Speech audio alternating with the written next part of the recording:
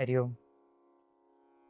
എല്ലാ സാധുക്കർക്കും meet me meditation ചാനലിൻ്റെ പുതിയൊരു അധ്യായത്തിലേക്ക് സ്വാഗതം. എന്താണോ നമ്മുടെ ചിന്ത, അതിലേക്കായിരിക്കും നമ്മുടെ നോട്ടം. ശരിക്കും നമ്മൾ പറഞ്ഞു കേട്ടിട്ടുള്ളത്, ചത്താലും കുറുക്കൻ്റെ കണ്ണ് കോഴിക്കോട്ടിലേക്കായിരിക്കും. നമ്മൾ കേട്ടിട്ടുള്ള ഒരു ചൊല്ലാണ്. ഒരു സാധകനായിട്ടുള്ള നമ്മൾ, ഈ നമ്മുടെ ചിന്ത അല്ലെങ്കിൽ നമ്മുടെ നോട്ടം എങ്ങോട്ടാണ്? നമ്മുടെ ചിന്ത അല്ലെങ്കിൽ നമ്മുടെ നോട്ടം അഹം കരിക്കുന്നതിലേക്കാണോ അതോ അഹത്തെയാണോ, നമ്മുടെ അഹത്തെ തന്നെയാണോ നോക്കുന്നത്? അത് ഓരോരുത്തരുടെ ലക്ഷ്യം പോലെ ഇരിക്കും അവരുടെ നോട്ടം. അഹം കരിക്കുന്നതിലേക്കാണ് ചിന്ത അല്ലെങ്കിൽ അവൻ്റെ നോട്ടമെങ്കിൽ അവൻ്റെ ഉള്ളിലേക്ക് തന്നെ നോക്കി അവൻ്റെ മനസ്സിൻ്റെ ആ സ്ഥിതിയെ മനസ്സിലാക്കി എന്താണോ ഒരു വസ്തു, ആ വസ്തുവിനെ വിചാരം ചെയ്തുകൊണ്ട് അവൻ്റെ പ്രവൃത്തികൾ ചെയ്യേണ്ടി വരും.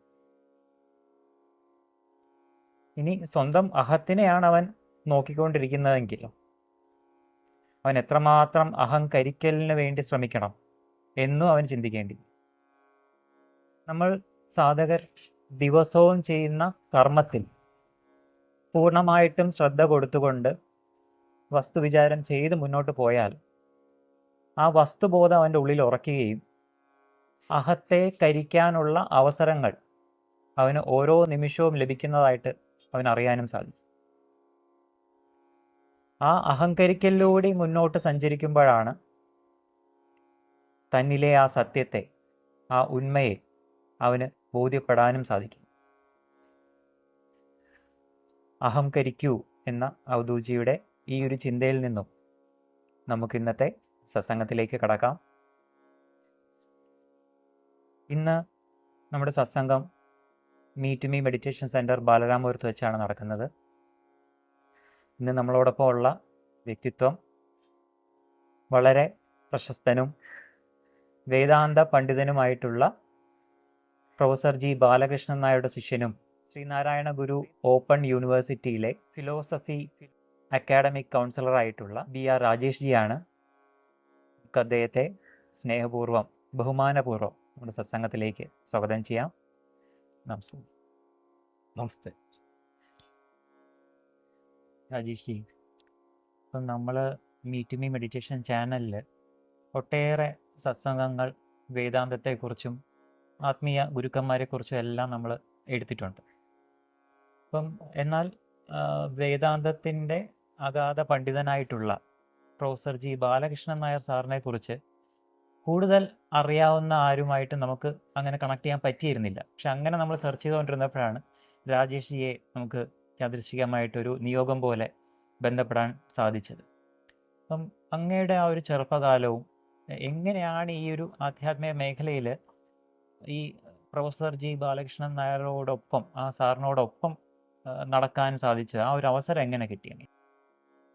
ആദ്യമായിട്ട് എൻ്റെ ഗുരുനാഥൻ പ്രൊഫസർ ജി ബാലകൃഷ്ണൻ നായർ സാറിനെ കുറിച്ച് ഇങ്ങനെ എന്നെ വിളിച്ച് സാറിനെ കുറിച്ച് പറയാനായിട്ട് ഒരു അവസരം നൽകി. അതായത് എനിക്ക് അവസരം നൽകിയതല്ല, എൻ്റെ ഗുരുനാഥനെക്കുറിച്ച് മറ്റുള്ളവരിലേക്ക് അറിവ് പകരുന്നതിന് ഒരു അവസരം നൽകിയതിന് ഈ മീറ്റ് മീ ചാനലിൻ്റെ ഭാരവാഹികളോട് ഞാൻ ആദ്യം നന്ദി പറയുന്നു. ഇനി ഞാൻ ആ ചോദ്യത്തിലേക്ക് വരാം. ഞാൻ ശരിക്കും സ്കൂളിൽ പഠിക്കുമ്പോഴേ ഒരു യുക്തിവാദിയായിരുന്നു വളരെ. അതിൻ്റെ കാരണം എൻ്റെ മുത്തച്ഛൻ കടുത്ത ഒരു യുക്തിവാദിയായി. എൻ്റെ മുത്തച്ഛൻ കടുത്ത യുക്തിവാദി എന്നൊക്കെ പറഞ്ഞാൽ പേട്ടയിലാണ് സ്ഥലം, അച്ഛൻ്റെ സ്ഥലം. അച്ഛൻ്റെ അച്ഛനെയാണ് ഞാനിപ്പോൾ മുത്തച്ഛൻ എന്ന് പറഞ്ഞത്. മുത്തച്ഛൻ്റെയൊക്കെ കുടുംബ കോവിലിൽ മുത്തച്ഛൻ പറഞ്ഞു കേട്ടിട്ടുള്ളതാണ്, മുൻപ് തർക്കം വന്ന് അടച്ച് ഇട്ടിരുന്നു, കോടതി വ്യവഹാരം വന്ന്. ആ സമയത്ത് ഒരേ തായ്വഴിയിലെ രണ്ട് കുടുംബങ്ങൾ തമ്മിലായിരുന്നു തർക്കം. മറ്റുള്ളവർ വരാതിരിക്കാനായിട്ട് മുത്തച്ഛനാണ് അകത്ത് കിടക്കുന്നത്. മുത്തച്ഛന് അമ്പലത്തിൽ വിശ്വാസമില്ല. അപ്പോൾ ഗണപതിക്കൊക്കെ നമ്മൾ പറയുമല്ലോ, തേങ്ങ ഉടയ്ക്കുന്ന കല്ലിലൊക്കെയാണ് മുത്തച്ഛൻ മൂത്രം ഒഴിക്കുന്നത്. അത്ര കടുത്ത യുക്തിവാദിയാണ്. അപ്പോൾ ആ ഒരു തണലിലാണ് എൻ്റെ ചെറുപ്പത്തിലെ എൻ്റെ അച്ഛൻ മരിച്ചുപോയി.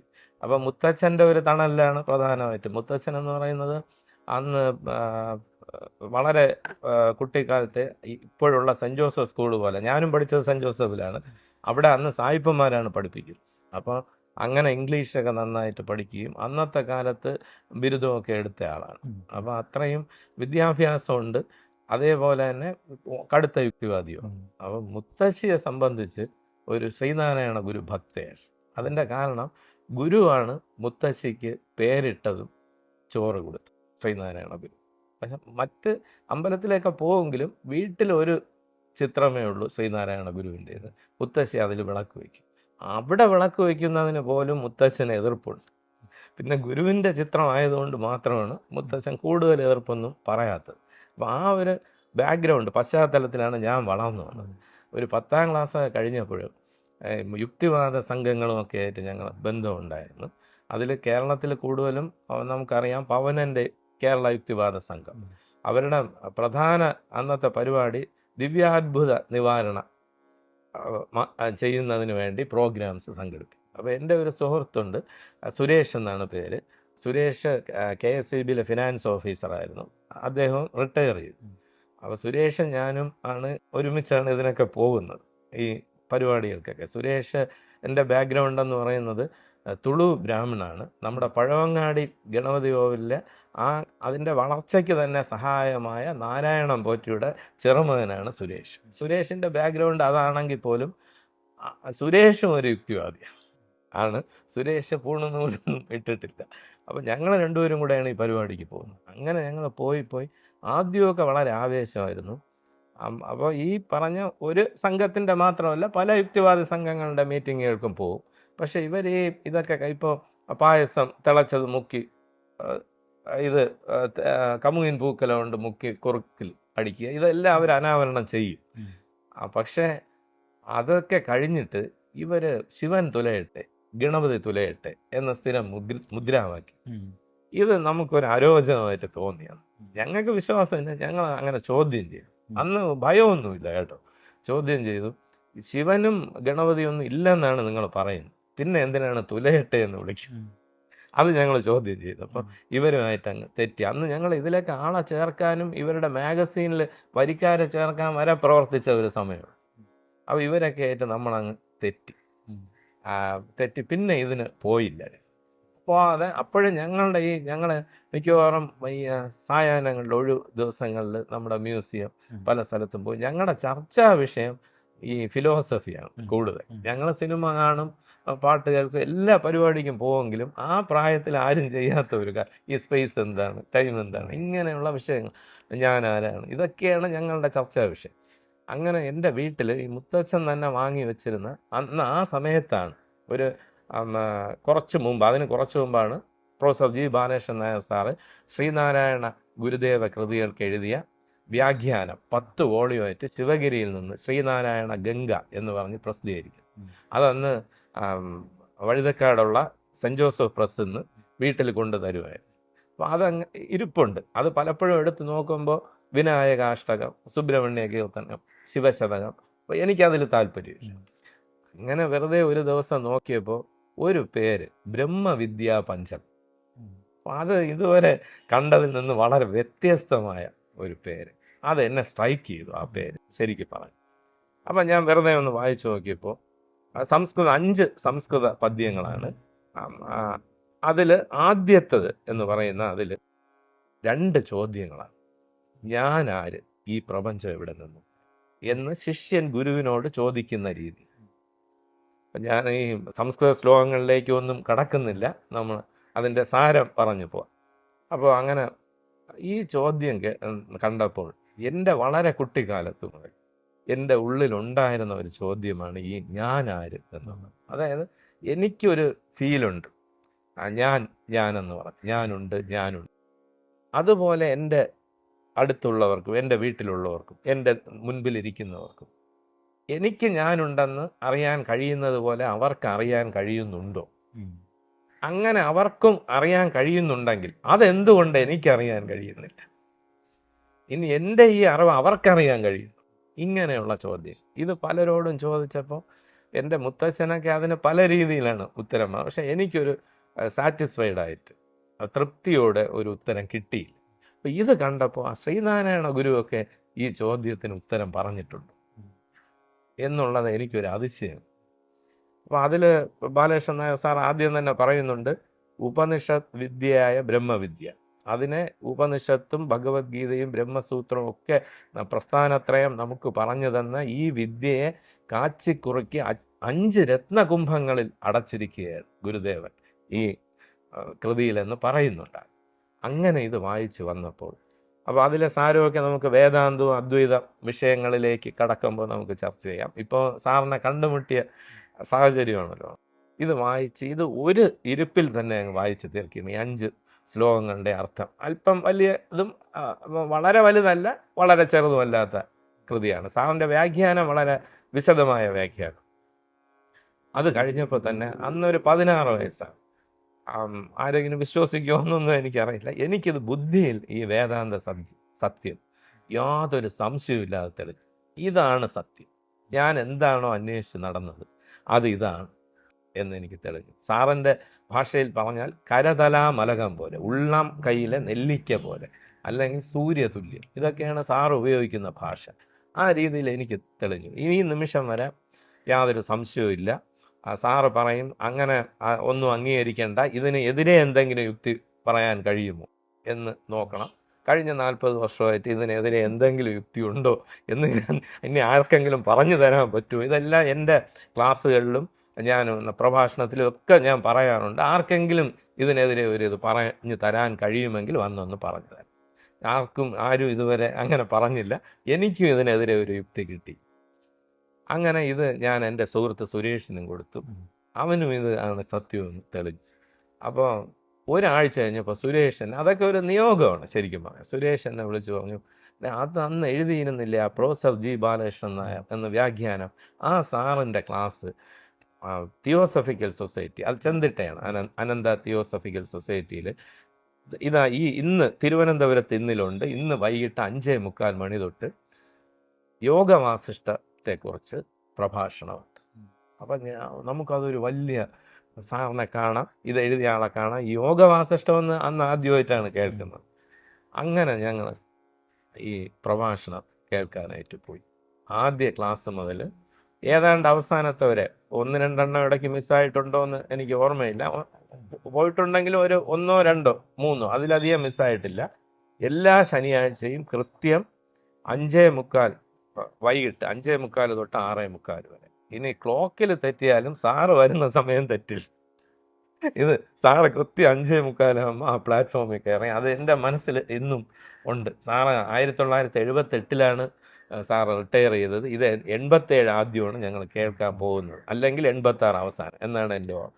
അങ്ങനെ ഈ യോഗവാസിഷ്ടം മുഴുവനും കേൾക്കാൻ സാധിച്ചു. അപ്പോൾ യോഗവാസിഷ്ടം അതിനെക്കുറിച്ച് ഞാൻ പിന്നെ വിശദമാക്കാം. ഒരു വാക്ക് മാത്രം. സ്വാമി രാമതീർത്ഥൻ എന്ന് പറയുന്ന അസാമാന്യനായ, ബാലകൃഷ്ണൻ സാറിൻ്റെ ഭാഷയിൽ സ്വാമി വിവേകാനന്ദനേക്കാളും വേദാന്തപരമായി പ്രതിഭയായിരുന്നു. മാത്തമാറ്റിക്സിൽ ലാഹോർ യൂണിവേഴ്സിറ്റിയിൽ ഫസ്റ്റ് റാങ്ക്, 21-ാം വയസ്സിൽ മാത്തമാറ്റിക്സ് പ്രൊഫസറൊക്കെ ആയി. പിന്നീട് ആ ശോഭനമായ, അങ്ങനെ ഭൗതികമായി ശോഭനമായ ആ ജീവിതം മാറ്റിവെച്ച് സന്യാസത്തിലേക്ക് പോയ സ്വാമി രാമതീർത്ഥൻ്റെ ഭാഷയിൽ സൂര്യന് കീഴിൽ ഇങ്ങനെ ഒരു ഗ്രന്ഥം എഴുതപ്പെട്ടിട്ടില്ല യോഗവാസിഷ്ടത്തെ പോലെ എന്നാണ് സ്വാമി രാമതീർത്ഥൻ. അതാണ് ഈ വേദാന്തപരമായിട്ട് ബ്രഹ്മവിദ്യാ പഞ്ചകം വായിച്ചതിന് ശേഷം എൻ്റെ ഗുരുനാഥനിൽ നിന്ന് ഞാൻ നേരിട്ട് കേൾക്കും.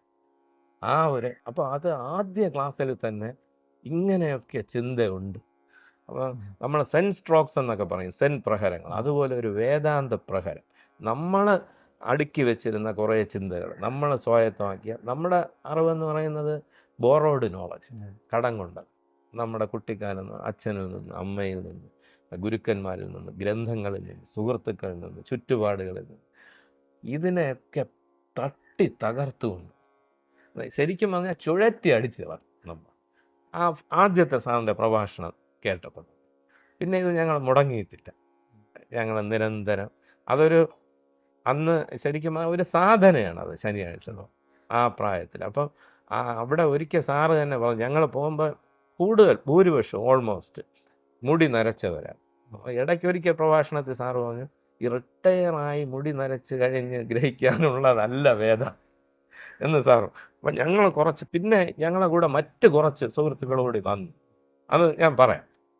അപ്പോൾ ഞങ്ങളിങ്ങനെ മുൻപിൽ കാർപ്പറ്റ് വിരിച്ചേക്കും, അവിടെയാണ് താഴെയാണ്, ബാക്കി എല്ലാവരും കസേരയിൽ, വലിയ ആൾക്കാരെല്ലാം മുതിർന്നവർ. ഞങ്ങൾക്കിതാണ് ഇഷ്ടം, അവിടെയാണ് ഇരിക്കുന്നത്. അപ്പോൾ സാറ് പലരും ഇങ്ങനെ നോക്കും, ഇതാര്, ഇവർ വല്ലതും ഗ്രഹിക്കുന്നുണ്ടോ എന്നായിരിക്കും. അപ്പോഴാണ് സാർ ഒരിക്കൽ പറഞ്ഞത്, ഇത് കുട്ടിക്കാലത്തെ ഇത് ഉള്ളിൽ ചെന്നാൽ ഇത് പിന്നെ വിട്ടു പോയില്ല, ഇത് നല്ല പ്രായത്തിൽ ഇത് ഗ്രഹിക്കണം. അപ്പോൾ സാർ അതും കൂടി പറഞ്ഞപ്പോൾ, അപ്പോൾ എൻ്റെ കൂടെ വന്നത് വളരെ വിദ്യാഭ്യാസമുള്ളവരായിരുന്നില്ല. അപ്പോൾ അത് കഴിഞ്ഞ് ഞങ്ങൾ പ്രീ ഡിഗ്രി, ഞാൻ ഡിഗ്രി, അപ്പോഴും ഇതൊരു 5-6 വർഷം എടുത്താണ് ഇത് തീരുന്നത്. ശനിയാഴ്ച തോറവില്ലേ ഉള്ളൂ. അപ്പോൾ എനിക്ക് എല്ലാത്തരം സുഹൃത്തുക്കളുമുണ്ട്. അതിൽ ഒരാൾ ഹെഡ് ലോഡറാണ്, ഒരാൾ വെൽഡിങ് വർക്ക്ഷോപ്പിൽ പോകുന്നത്. അവർ രണ്ടുപേരും SSLC ഫെയിൽഡാണ്. രാജശേഖരൻ എന്ന്, മണിയനെന്ന് ഞങ്ങൾ വിളിക്കുന്ന അയാൾ SSLC ഫെയിൽഡാണ്, വെൽഡറാണ്. മറ്റത് ബാബു ഹെഡ് ലോഡറാണ് ശരിക്കും, വയ്യമ്മ ജംഗ്ഷൻ, നന്ദനം. ഈ രണ്ടുപേരും ഇന്നില്ല. കഴിഞ്ഞ വർഷം ബാബു മരിച്ചുപോയി. ഒരു 3 മാസം മുമ്പ് ഈ രാജശേഖരൻ എന്ന് പറയുന്ന മണിയനും മരിച്ചുപോയി. രണ്ടുപേരും കുഴഞ്ഞു വീണാ മരിച്ചു. അപ്പം ഇവർ വരാൻ കാരണം അപ്പോൾ എൻ്റെ സുഹൃത്തുക്കളാണ്. എൻ്റെ ഒരു സുഹൃത്തുണ്ടായിരുന്നു, ആ സുഹൃത്ത് മരിച്ചുപോയി, മുരളി, വലിയ ആർട്ടിസ്റ്റൊക്കെ ആയിരുന്നു. അദ്ദേഹം യൂണിവേഴ്സിറ്റി ഈവനിങ് കോളേജിൽ ഫിലോസഫി പഠിക്കുന്നു, ഞാൻ ഡേ കോളേജിൽ ഫിലോസഫി. ഞാൻ പ്രീ ഡിഗ്രി കോമേഴ്സ് ആയിരുന്നു. അപ്പോൾ സാറുമായി ഈ ബന്ധവും, എൻ്റെ അച്ഛൻ്റെ സഹോദരി ഫിലോസഫി പ്രൊഫസറായിരുന്നു. ഈ ഒരു ഇത് കാരണം ഞാൻ BCom രജിസ്റ്റർ ചെയ്തത് ഞാൻ ക്യാൻസൽ ചെയ്ത് ഫിലോസഫി പിന്നെ ചേരുകയാണ് ഉണ്ടായത്. അപ്പം മുരളിയുമായിട്ട് നല്ല ബന്ധമായി. മുരളിയുടെ സുഹൃത്തുക്കളായിരുന്നു ഇവർ. മുരളി കുറച്ച് പാർട്ടി പ്രവർത്തനം, എല്ലാത്തരം. മുരളിയും സാറിൻ്റെ പ്രഭാഷണം കേൾക്കാൻ വരും ഇവർ. അപ്പം ഞങ്ങൾ അവിടെ ചാരാച്ചിറ കുളമുണ്ട്, നന്ദൻകോട്, വലിയ കുളമാണ്. അതിൻ്റെ അവിടെ രാത്രി ഇരുന്ന് ഞങ്ങൾ പല വിഷയങ്ങളും സംസാരിക്കും, ഇവരും കാണും ഈ അങ്ങനെ. ഇതിൽ ഈ മണിയൻ ചോദിച്ചു, ഉത്തിഷ്ഠത ജാഗ്രത പ്രാപ്യ വരാൻ നിബോധത. ഇദ്ദേഹം ഈ SSLC ഫെയിൽഡൊക്കെ ആണെങ്കിലും എന്തും അതുപോലെ പറയും, സംസ്കൃതമാവട്ടെ. ഇതിൻ്റെ അർത്ഥം എന്താണ്? അപ്പം നിങ്ങൾ ഫിലോസഫിയൊക്കെ പഠിക്കുകയാണല്ലോ. അപ്പം ഞാൻ അതിൻ്റെ അർത്ഥം പറഞ്ഞു. ഞാൻ പറഞ്ഞു, ഉണരൂ, ശ്രദ്ധിക്കൂ, അറിഞ്ഞേ അടങ്ങൂ. പക്ഷെ പുള്ളിക്ക് അതുകൊണ്ട് തൃപ്തി വന്നില്ല. കൂടുതൽ ചോദ്യം. അപ്പോൾ കഠോപനിഷത്തിലെയാണ്. പലരും വിചാരിച്ചിരിക്കുന്നത് ഈ വാക്കുകൾ സ്വാമി വിവേകാനന്ദൻ്റെ ആണെന്നാണ്. സ്വാമി വിവേകാനന്ദൻ കഠോപനിഷത്തിലെ ഈ മന്ത്രം ഉദ്ധരിക്കുകയാണ് ചെയ്യുന്നത്. അപ്പോൾ അതെല്ലാം പറഞ്ഞു, കൂടുതൽ അറിയണം, എന്താണ് ശ്രദ്ധിക്കണം. അപ്പം ഞാനിപ്പോൾ ഇതിനെക്കുറിച്ച് കൂടുതൽ പറയാൻ എനിക്ക് പ്രാപ്തിയില്ല. ബാലകൃഷ്ണൻ നായർ സാറിൻ്റെ പ്രഭാഷണത്തിന് പോയാൽ ഒന്നുകിൽ അല്പം മുൻപ് പോകണം, എങ്കിൽ സാർ അവിടെ ഇരിക്കും. അപ്പോഴ് സാറിനോട് ആർക്കും സംശയം കയറി മുറിയിൽ ചോദിക്കാൻ അവസരവും. അങ്ങനെ ഈ 2 പേരും കൂടി ഞങ്ങളെ കൂടെ അടുത്ത ശനിയാഴ്ച വരെ ചെന്നപ്പോൾ സാറ്, ഞാൻ പറഞ്ഞല്ലോ കൃത്യമാണ് സമയം, സാറ് പ്ലാറ്റ്ഫോമിൽ കയറി കഴിഞ്ഞു. ഞങ്ങളവിടെ ഇരുന്നു. അന്ന് പ്രഭാഷണം ആരംഭിച്ചത് ഉത്തിഷ്ഠത ജാഗ്രത പ്രാപ്യ വരാനുള്ള ബോധം. ഈ 2 പേരും ഫ്ലാറ്റ്, അവർ സറണ്ടർ. അപ്പോൾ ഇതൊന്നും യാദൃച്ഛ്യമാണ്. ഇത് കഴിഞ്ഞതും ഈ മണിയൻ എന്ന് പറയുന്ന സുഹൃത്ത്, അവർ അന്ന് എല്ലാത്തരം പരിപാടികളിലും ഉണ്ട്. ഇദ്ദേഹം ചെന്നങ്ങ് സാറിൻ്റെ കാലിൽ വീണു. അപ്പോൾ സാറിങ്ങനെ കൈ പിടിച്ചിട്ട്, എന്തൊക്കെയുണ്ട് സുഹൃത്തുക്കളെ, സുഹൃത്തെ എന്ന് ഞാൻ ചോദിച്ചു. അടുത്ത ബാബുവുണ്ട്, അദ്ദേഹത്തിന്.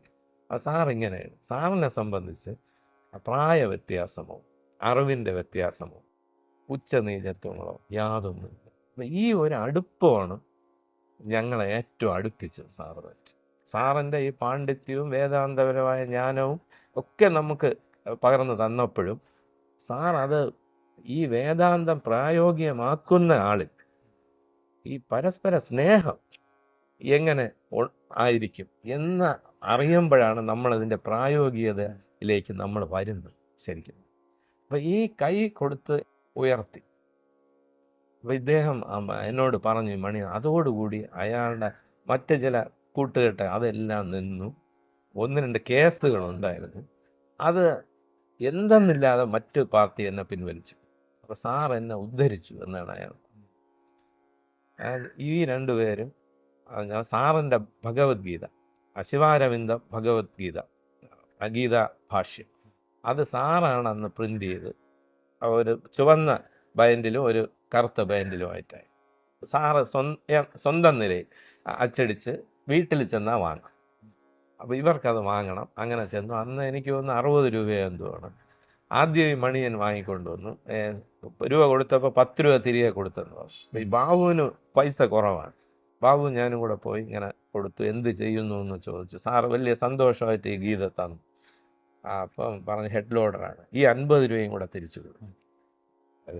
ഇത് ഇങ്ങനെ ഒരു ഗ്രന്ഥം വായിക്കാൻ തോന്നിയല്ലോ, അത് മതി സുഹൃത്തെ, ഇരിക്കട്ടെ. അപ്പം ഇതാണ് ഈ എൻ്റെ അറിവിൽ നമ്മുടെ സാക്ഷാത്കാരം എന്നൊക്കെ നമ്മൾ പറയുന്നത് ഗുരു ശിഷ്യ പാരസ്പര്യം. അതാണ് എന്നെ സംബന്ധിച്ച് ഏറ്റവും വലിയ സാക്ഷാത്കാരം.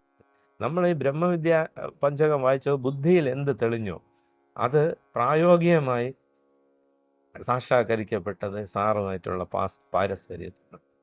അവിടെ നിന്നാണ് ഈ പ്രൊഫസർ ജി ബാലകൃഷ്ണൻ നായർ സാറെന്ന് പറയുന്നത്, ഇപ്പോൾ എല്ലാവരും പറയുന്ന വേദാന്ത പണ്ഡിതനായിട്ടുള്ള എൻ്റെ യാത്ര ആരംഭിക്കുന്നത്. പിന്നെ എല്ലാ കാര്യവും സാറുമായിട്ട് സംസാരിക്കും. വിയോജിച്ച് പറഞ്ഞിട്ടുണ്ട്, അതിൻ്റെ മറുപടി സാറ് പറഞ്ഞിട്ടുണ്ട്. അതൊക്കെ ഞാൻ ഈ സ്ഥിതപ്രജ്ഞൻ എന്ന് പറഞ്ഞ് ഉള്ള ഗ്രന്ഥത്തിൽ കൊടുത്തിട്ടുണ്ട്. അപ്പം എങ്കിലും സാറ് പറയും, നിങ്ങൾ കൃഷ്ണൻ പോലും പറഞ്ഞു, ശ്രീകൃഷ്ണ ഭഗവാൻ പറഞ്ഞു അർജുനനോട് 18 അധ്യായം പറഞ്ഞിട്ട് വിമർശിച്ചതേ, നീ ഇത് വിമർശിച്ചിട്ടേ നീ സ്വീകരിക്കുക, നിനക്ക് എങ്ങനെ തോന്നുന്നു അങ്ങനെ ചെയ്യുക. ആ സ്വാതന്ത്ര്യം എപ്പോഴും. അതുകൊണ്ടാണ് ഈ ഗുരുനാഥൻ്റെ അടുത്ത് ഞങ്ങൾ വിടാതെ നിന്നത്. മറ്റ് പല സ്ഥലത്തും ഞങ്ങൾ പോയിട്ടുണ്ട്, അതിന് മുമ്പും അതിന് ശേഷവും പോയിട്ട്. അവിടെയൊക്കെ ഒരുപാട് റെസ്ട്രിക്ഷൻസ്, ഇങ്ങനെ വേണം അങ്ങനെ. സാറിനെ സംബന്ധിച്ച് അങ്ങനെ ഒന്നുമില്ല. സാറ് ബുദ്ധി ഉണ്ടല്ലോ, സാറിൻ്റെ രീതി ഇതാണ് തത്വം. ഇവിടെ അല്പം പോലും പലതില്ല, സർവം ബ്രഹ്മമയം.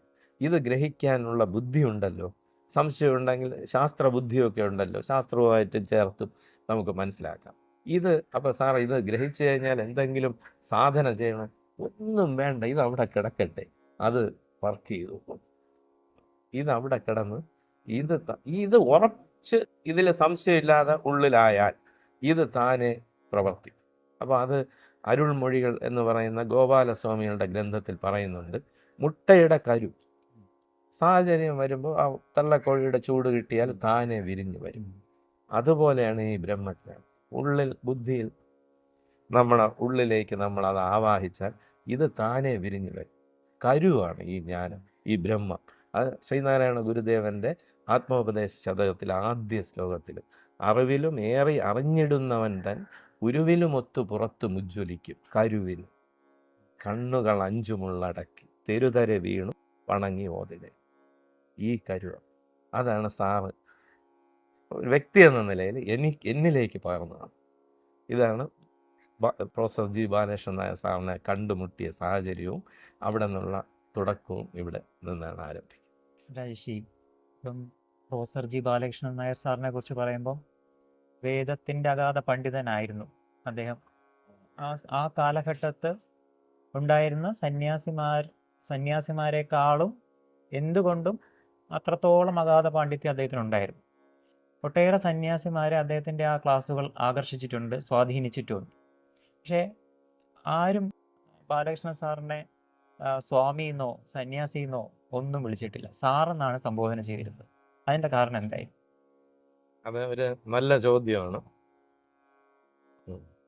ബാലകൃഷ്ണൻ നായർ സാറിനെ സംബന്ധിച്ച് സാറ് വേദാന്ത ഗുരു എന്നുള്ളത് ആദ്യം അവിടെ നിൽക്കട്ടെ.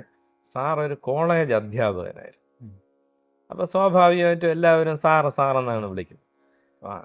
സാറ് കോളേജ് അധ്യാപകനായിരുന്നപ്പോൾ സാറിൻ്റെ ശിഷ്യനായിരുന്നവർ പിന്നീട് സാറ് വേദാന്ത പ്രഭാഷണങ്ങൾ നടത്തിയപ്പോഴും ശിഷ്യനായി തന്നെ തുടർന്നവരുണ്ട്. അതിൽ പ്രമുഖനായ വ്യക്തിയാണ് ശ്രീ പി രവികുമാർ സാർ. അദ്ദേഹം കേരള കൗമുദിയിലെ എഡിറ്ററൊക്കെ ആയിരുന്നു. അദ്ദേഹം സാറിൻ്റെ ക്ലാസ്സിലിരുന്ന് പഠിച്ച ആളുമാണ്. പിന്നീട് സാറിൻ്റെ ഈ പി രവികുമാർ സാറിൻ്റെ നചികേതസ് എന്ന ഗ്രന്ഥത്തിൻ്റെ കാവ്യത്തിൻ്റെ പ്രകാശന ചടങ്ങാണ് ബാലകൃഷ്ണൻ നായർ സാർ അവസാനമായി പങ്കെടുത്ത പൊതുചടങ്ങ്. അത്രത്തോളം നീണ്ടു നിന്ന ഒരു ബന്ധം. അപ്പോൾ പൊതുവെ സാർ റിട്ടയർ ആയപ്പോഴും സാറെന്നുള്ള ആ ഒരു രീതിയിലാണ് എല്ലാവരും വിളിച്ചുകൊണ്ടിരുന്നത്. അപ്പോൾ സാറിനോടൊരു ചോദ്യം, ഞാനും എൻ്റെ ഒരു സുഹൃത്ത് രാഹുൽ എന്ന് പറഞ്ഞ എൻ്റെ ഓഫീസിലുള്ള ഞങ്ങൾ ഒരിക്കൽ വീട്ടിൽ പോയപ്പോൾ ഈ രാഹുൽ ചോദിച്ചു, സാറ് ഗൃഹസ്ഥനായിരിക്കുന്നതാണോ നല്ലത്, സന്യാസിയായിരിക്കുന്നതാണോ നല്ലത്? സാറ് പറഞ്ഞ മറുപടി ഗൃഹസ്ഥനോ സന്യാസിയോ എന്നുള്ളതല്ല, സത്യമറിയാമോ, ബ്രഹ്മജ്ഞാനമുണ്ടോ എന്നതിലാണ് കാര്യം. ഇനി സന്യാസി ആയിരുന്നിട്ട് സത്യം അറിഞ്ഞുകൂടെങ്കിൽ ഒരു പ്രയോജനവുമില്ല. ഇനി ഗൃഹസ്ഥനാണ്, തൽക്കാലം സത്യം അറിയാം, അത് മതി എന്നാണ് സാറ് പറഞ്ഞത്. അപ്പോൾ സാർ ഒരു സന്യാസി എന്ന് വിളിക്കപ്പെടാനോ സ്വാമി എന്ന് വിളിക്കപ്പെടാനോ, ഈ സ്വാമി എന്ന് വിളിക്കുന്നതിനെക്കുറിച്ച് എൻ്റെ ഒരു വ്യക്തിപരമായ അഭിപ്രായം, അത് ഭഗവാനെ മാത്രം വിളിക്കേണ്ട ഒരു കാര്യമാണ്. സ്വാമി എന്ന പേരിനർഹൻ എല്ലാറ്റിനും കാരണമായ പരമകാരണം മാത്രമാണ്. നമ്മളൊക്കെ മറ്റ് ജീവന്മാരെന്ന് നമ്മളെ വ്യവഹാരത്തിൽ പറയുന്നതൊക്കെ അതിൻ്റെ താഴെയേ വരൂ. അതുകൊണ്ട് ചട്ടമ്പി സ്വാമികൾ തൻ്റെ ശിഷ്യന്മാരുടെ എല്ലാം പേരിൽ പാദത്തിൽ ഉള്ളവരെന്നുള്ള പേരാണ് കൊടുത്തത്. അപ്പോൾ ആ സ്വാമി എന്നുള്ളത് എനിക്ക് ഗുരു. ഇപ്പോൾ കുറച്ച് പേര് സാറിൻ്റെ പ്രഭാഷണത്തിനൊക്കെ വരുമായിരുന്നവർ ഗുരുനാഥൻ എന്നിപ്പോൾ പറയുന്നുണ്ട്. ഇപ്പോഴും അന്നും പറയുന്നുണ്ടായിരുന്നു. പക്ഷേ എന്നെ സംബന്ധിച്ച് സാറെന്ന് വിളിക്കുമ്പോഴാണ് അത് മാനസികമായിട്ട് അടുപ്പം നമുക്ക് വരും. അത് സാറെന്നുള്ള നമ്മുടെ ഇംഗ്ലീഷിൽ നിന്ന് തദ്ഭവമായിട്ടും തത്സമമായിട്ടും വാക്കുകൾ നമുക്ക് മലയാളത്തിൽ കിട്ടിയിട്ടുണ്ട്. അതിൽ നമുക്ക് തദ്ഭവമായി സർ എന്നുള്ളതിന് നമുക്ക് സാർ, ഗുരു എന്ന വാക്കിൻ്റെ തത്സമമായിട്ട് നമുക്ക് ഈ വാക്ക് ഉപയോഗിക്കാം. അതിലൊരു തെറ്റ് ഞാൻ കാണുന്നില്ല.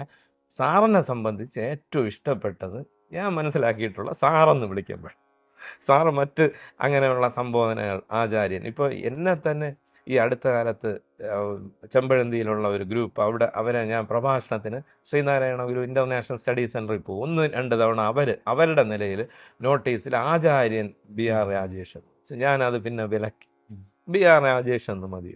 അത് സാറിൽ നിന്ന് കിട്ടിയ ഒരു കാര്യം കൂടെയാണത്. സാർ അങ്ങനെയൊന്നും വെച്ചൊരിക്കലും ഞാൻ കണ്ടിട്ടില്ല. പലരും പിന്നീട് ബ്രഹ്മശ്രീ എന്നൊക്കെ വെക്കുന്നുണ്ട്. പക്ഷെ അതിൻ്റെ ആവശ്യമുള്ളതായിട്ട് എനിക്ക് തോന്നുന്നില്ല. അത് വെച്ചാലും ഇല്ലെങ്കിലും സാറിൻ്റെ ജ്ഞാനത്തിന് കൂടുതലോ കുറവോ ഇല്ല. ഇതാണ് അതിൻ്റെ കാര്യം. പിന്നെ സന്യാസിമാരെ സംബന്ധിച്ച് അന്ന് ഉണ്ടായിരുന്ന, പ്രത്യേകിച്ച് ശിവഗിരി മഠത്തിലെ ശ്രീനാരായണ ഗുരു സ്ഥാപിച്ച വിദ്യാലയത്തിൽ സാറ് ഒരു 10 വർഷം, എനിക്ക് തോന്നുന്നത് 1980 മുതൽ 90 ആ കാലഘട്ടത്തിൽ ഒരു ദശാബ്ദം സാറ് മുഖ്യ ആചാര്യനായിരുന്നു. പ്രൊഫസർ MH ശാസ്ത്രികൾക്ക് ശേഷം ബാലകൃഷ്ണൻ നായർ സാറായിരുന്നു. ആ സമയത്താണ് സാറ് ശ്രീനാരായണ ഗുരുദേവ കൃതികളുടെ വ്യാഖ്യാനമൊക്കെ അവിടെ നിന്ന് തന്നെ പ്രസിദ്ധീകരിക്കുന്നതൊക്കെ. അപ്പോൾ അന്ന് അവിടെ ഉണ്ടായിരുന്ന, പിന്നെ പിൽക്കാലത്ത് പ്രസിദ്ധരായ സ്വാമി സൂക്ഷ്മാനന്ദയൊക്കെ ഉൾപ്പെടെ ഉള്ളവർ സാറിൻ്റെ ശിഷ്യന്മാരായിരുന്നു എന്നാണ് ഞാൻ മനസ്സിലാക്കുന്നത്. സ്വാമി ശാശ്വതിയാനന്ദയുമായിട്ട് സാറിന് വളരെ നല്ല ഒരു ബന്ധമാണ് ഉണ്ടായിരുന്നത്. സാർ അത് എന്നോട് പറഞ്ഞിട്ടുമുണ്ട് വ്യക്തിപരമായിട്ട്. അപ്പോൾ ആ സന്യാസി അല്ലെങ്കിൽ സ്വാമി, ഗുരു എന്നൊന്നും വിളിക്കേണ്ട കാര്യം ഉണ്ടെന്ന് തോന്നുന്നില്ല. സാറിൻ്റെ ജ്ഞാനം അത് കേട്ടിട്ടുള്ളവർക്കും വായിച്ചിട്ടുള്ളവർക്കും സാറുമായി അടുത്തിരുന്നിട്ടുള്ളവർക്കും പകർന്ന് കിട്ടിയിട്ടുണ്ട്. അത് തന്നെയാണ് സാറിൻ്റെ മഹത്വം. മറ്റുള്ള വേദാന്ത പ്രഭാഷകരിൽ നിന്ന് സാറിൻ്റെ, പ്രൊഫസർ ജി ബാലകൃഷ്ണൻ നായർ സാറിൻ്റെ പ്രഭാഷണത്തിനുണ്ടായിരുന്ന ഒരു വ്യത്യാസം എന്താണ് അങ്ങനെ ഫീൽ ചെയ്തിട്ടുള്ളത്? അന്ന് ഈ ബാലകൃഷ്ണൻ നായർ സാറിനെ കാണുന്ന സമയത്ത് ഞങ്ങളുടെ വേറൊരു ഹോബിയായിരുന്നു ഈ ഓടി നടന്ന് പ്രഭാഷണങ്ങൾ കേൾക്കുക. അപ്പോൾ സാറിൻ്റെത് ആണ് പ്രധാനമായിട്ട്. മറ്റേതാരുടെയെങ്കിലും പ്രഭാഷണം ഉണ്ടെന്നറിഞ്ഞാൽ ഞങ്ങൾ അവിടെ പോകും. അപ്പോൾ രാജധാനിയിൽ തിരുവനന്തപുരത്ത് അവിടെ എല്ലാ വർഷവും ഒരു 10 ദിവസം ഗുരു നിത്യചൈതന്യതിയുടെ പ്രഭാഷണം വരും. അത് മുടങ്ങാതെ കുറേ വർഷം കേട്ടിട്ടുണ്ട്.